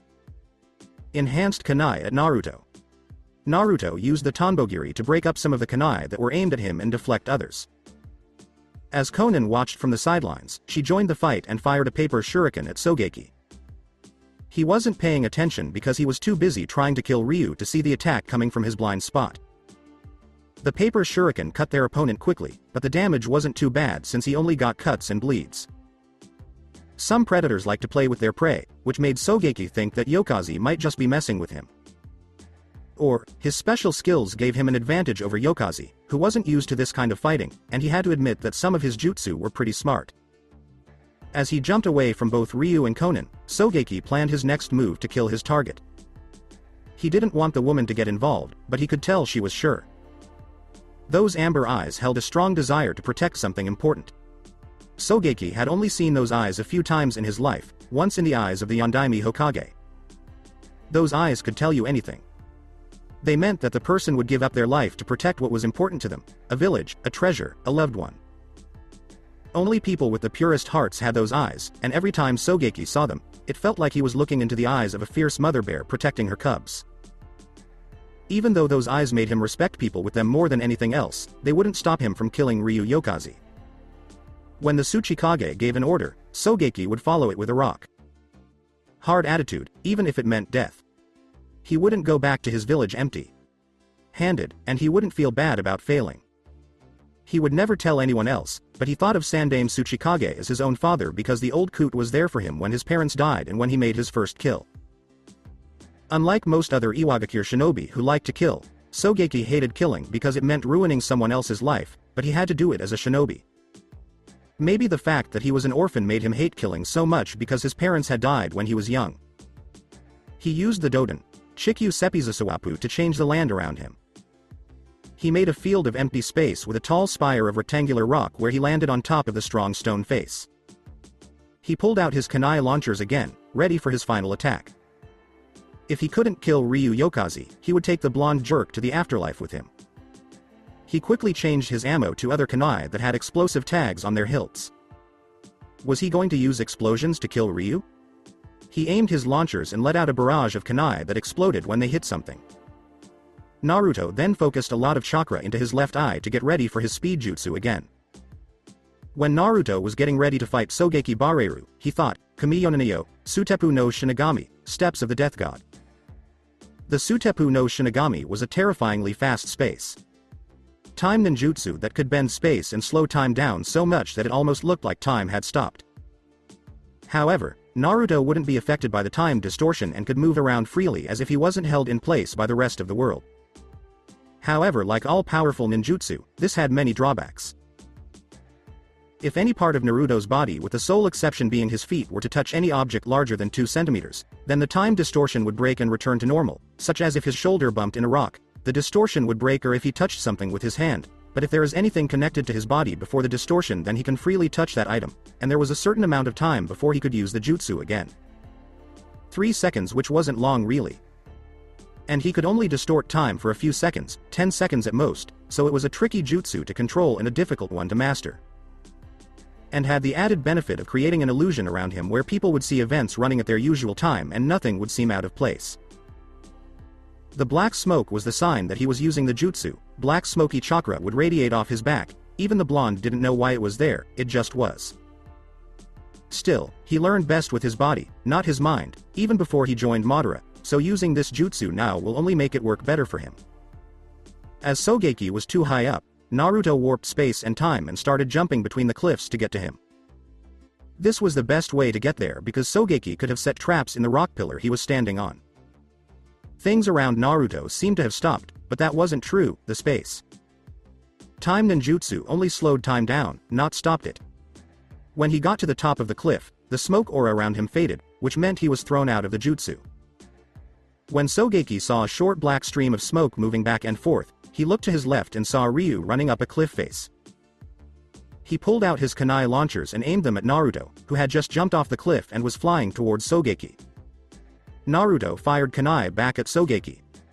Naruto again focused chakra into his left eye, which slowed down time. Since he was still flying to attack Sogeki, the kunai he threw were suspended. However, Naruto wasn't suspended, so he quickly moved around the kunai. When Naruto landed on the rock spire where Sogeki was standing, it was big enough for 2 people. However, he put his hand on the ground of the spire by accident, which stopped the time distortion. Sogeki, who had lightning fast reflexes, aimed his kunai launcher at Naruto's head. The blonde looked up with his normal Sharingan eyes, not scared of the man who was about to kill him. After slowly getting up, Naruto stood up on his own 2 feet and looked at Sogeki, who was grinning at what was going on. It only took the Iwa shinobi a second to fire a kunai into Naruto's head. The sharp metal stuck in his forehead, and Naruto's head shook violently from the blow. He was so tired that he dropped his arms to the side. That was one of the toughest fights he's ever been in. Even though Konan only looked worried for a second, something was still wrong, and Sogeki didn't even notice. White mist was coming out of Naruto's forehead wound, but Sogeki wasn't awake enough to notice. He didn't see Naruto's head turn to look at him while the blonde took out the kunai that was stuck in his head. Unfortunately, it was too late for Sogeki. He felt something sharp go through his shoulder, making him writhe in pain and fall to his knees. He then felt pressure on the back of his head, which made him hit his face on the hard ground of the rock spire. Naruto was having a hard time with this man. He really wanted to kill him, but his mind kept going back to the fact that he knew who he was, a high-ranking Jonin of Iwagakure and Noki's close friend. Logic won out over his wants, and Naruto grabbed the back of Sogeki's head and lifted his face so they were staring into each other's eyes. Naruto put chakra into his right eye and whispered, "You will obey." He then said, "Kami Yonaniyo, Tekken Saibutsu Senshikote, Iron Fist Subjugation of the Tyrant Emperor." Naruto now had Sogeki under his control. It was similar to Kotomatsukami, but instead of a genjutsu, it was a mind jutsu. The person who used it could completely control another person as if they were their slave, and that person would do what they said. However, mind readers like Inoichi Yamanaka could see a mark on the person, which is why Naruto went to Sasori in his memory concealment jutsu to get rid of the mark and make the other person forget they were a slave. Naruto slammed Sogeki's head back down on the ground without any ceremony.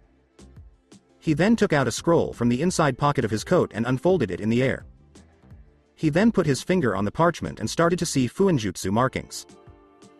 If someone was good enough at Fuinjutsu, they could use their chakra to copy ink.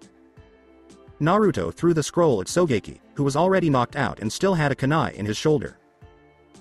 He sealed Sogeki into the scroll with his hands.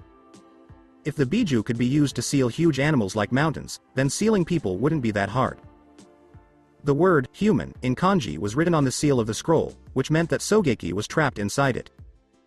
He wrapped the scroll in a scarf and put it in the pockets of his coat to keep it safe. As if nothing had happened, Naruto said, "We should go." Conan nodded, and the two of them left.